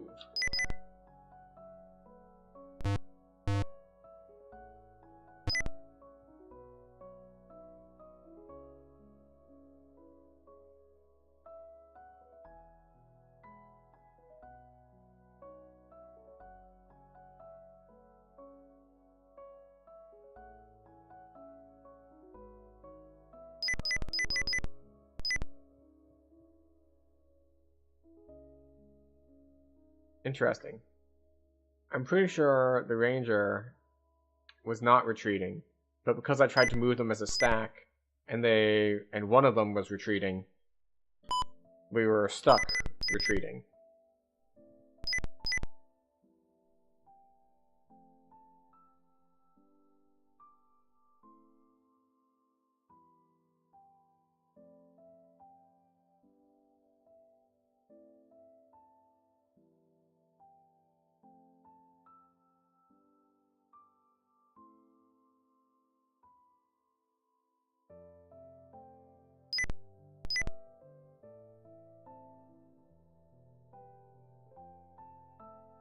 Move. I'm going to force you out of the city.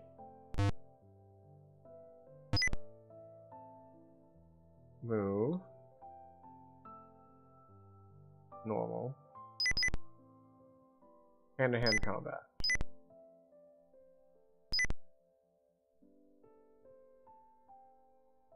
And now they continue to attack the city. Alright, so we end... We lost a bunch of our bows and a few javelins.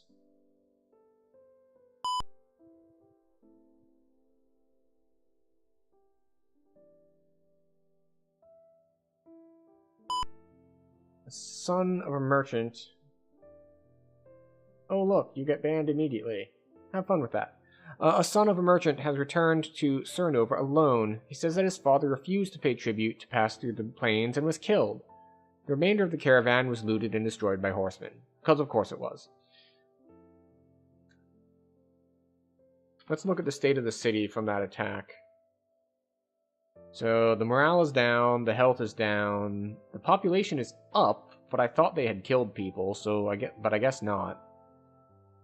That said, I think we're getting about to the end of stream time. It's a little early because I started a little late, so it's a little bit shorter than usual. Didn't quite make it to the 4-hour mark. But yeah, it's been an interesting little game here. It's hard to tell what I'm doing right and what I'm doing wrong. Like, from the guide and what became much more clear as we played it, is that getting through battles with very few losses is important.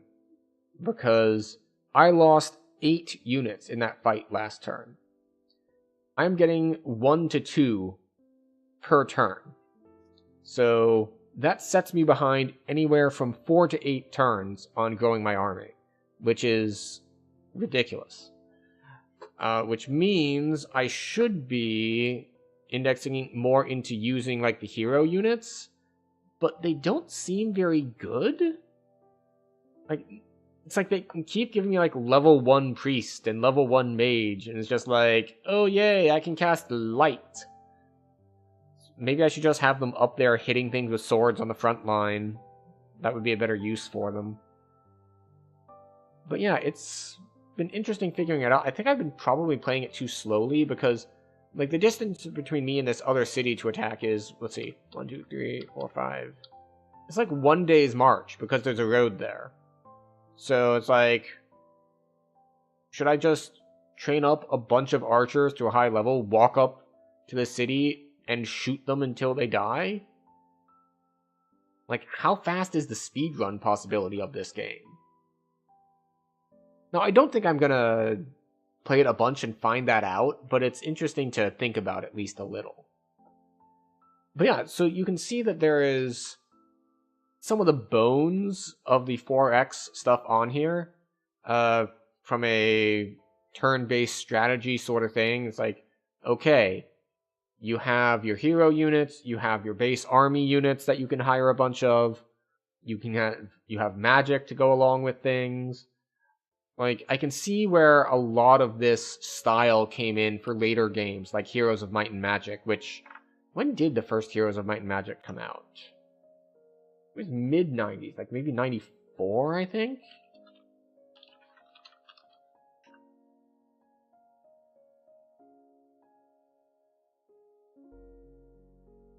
'95 is when it came out. Oh. I did not realize King's Bounty was in 1990. We might want to hit that up next week. I mean, I've played like the remake of it, or maybe it was a sequel to it. But speaking of things to play next week, this week was 1989, which means next week is 1990. Let me pull up the list for 1990 and see what we've got on the list. Oh, 1990 is packed. There's like no chance that we're gonna... well, no, I won't say no chance. So, we have a couple big names in 1990. We do have King's Quest V, but we played King's Quest IV for 88, so we probably won't do that. We have... Let me pull this over here. We have The Secret of Monkey Island. Like, that's a big one. We don't want to skip that one. That's going to be great. I've not played it before, but by all accounts, it is quite good. Elvira, Mistress of the Dark just seems funny. I believe it's also an adventure-type game, though, so it might not be good to put it in the same week as Secret of Monkey Island. So we might swap this in for, if I can get it down, like... King's Bounty, assuming I can find it. But that's a possibility. There's also Wizardry 6, which we could hit as well. But yeah, 1990 is looking like a fun week next week. I have these two tagged as short, so 91, we might do those as part of one stream. And then we have Space Quest 4. Space Quest 4 is probably a good thing to hit up, but we'll figure it out as we go, and it's going to be a good time, really, is how this all boils down. So for anyone who is here, thank you for being here. Thank you for hanging out, watching, because there are many, many, many places you could be on the internet, and you have chosen to spend some time with me this evening, and I appreciate that. So, as usual, we're not sticking to a fixed stream schedule on certain days, which I know is terrible for metrics and growth and all of that, but I've tried doing that, and I have basically skipped social functions for it, and I'm not going to be doing that anymore. So I am going to make the streaming schedule revolve around other things I have to do, but we should still be at about 3 stream nights a week, 2 for our 40 years of gaming series, and 1 to continue playing Dungeons & Dragons Online, because I enjoy it a great deal. And also, it's where a lot of people found me from. So I want to stick to at least that sort of consistency there as well. So, yeah, let's see. I mentioned future plans. I mentioned current plans. I mentioned what I thought of the current game. What am I forgetting? I thanked y'all already. We got that going for us. Oh, right, yeah, call to action. Like, comment, subscribe, yada, yada, yada. You know the drill. And... you can join the Discord if you want to get notifications, because as I said, I don't have a schedule, so you'll either have to get lucky to be online at the same time as the stream, or you can, hit the buttons, join the Discord to get notifications. Either way, thanks for being here nonetheless,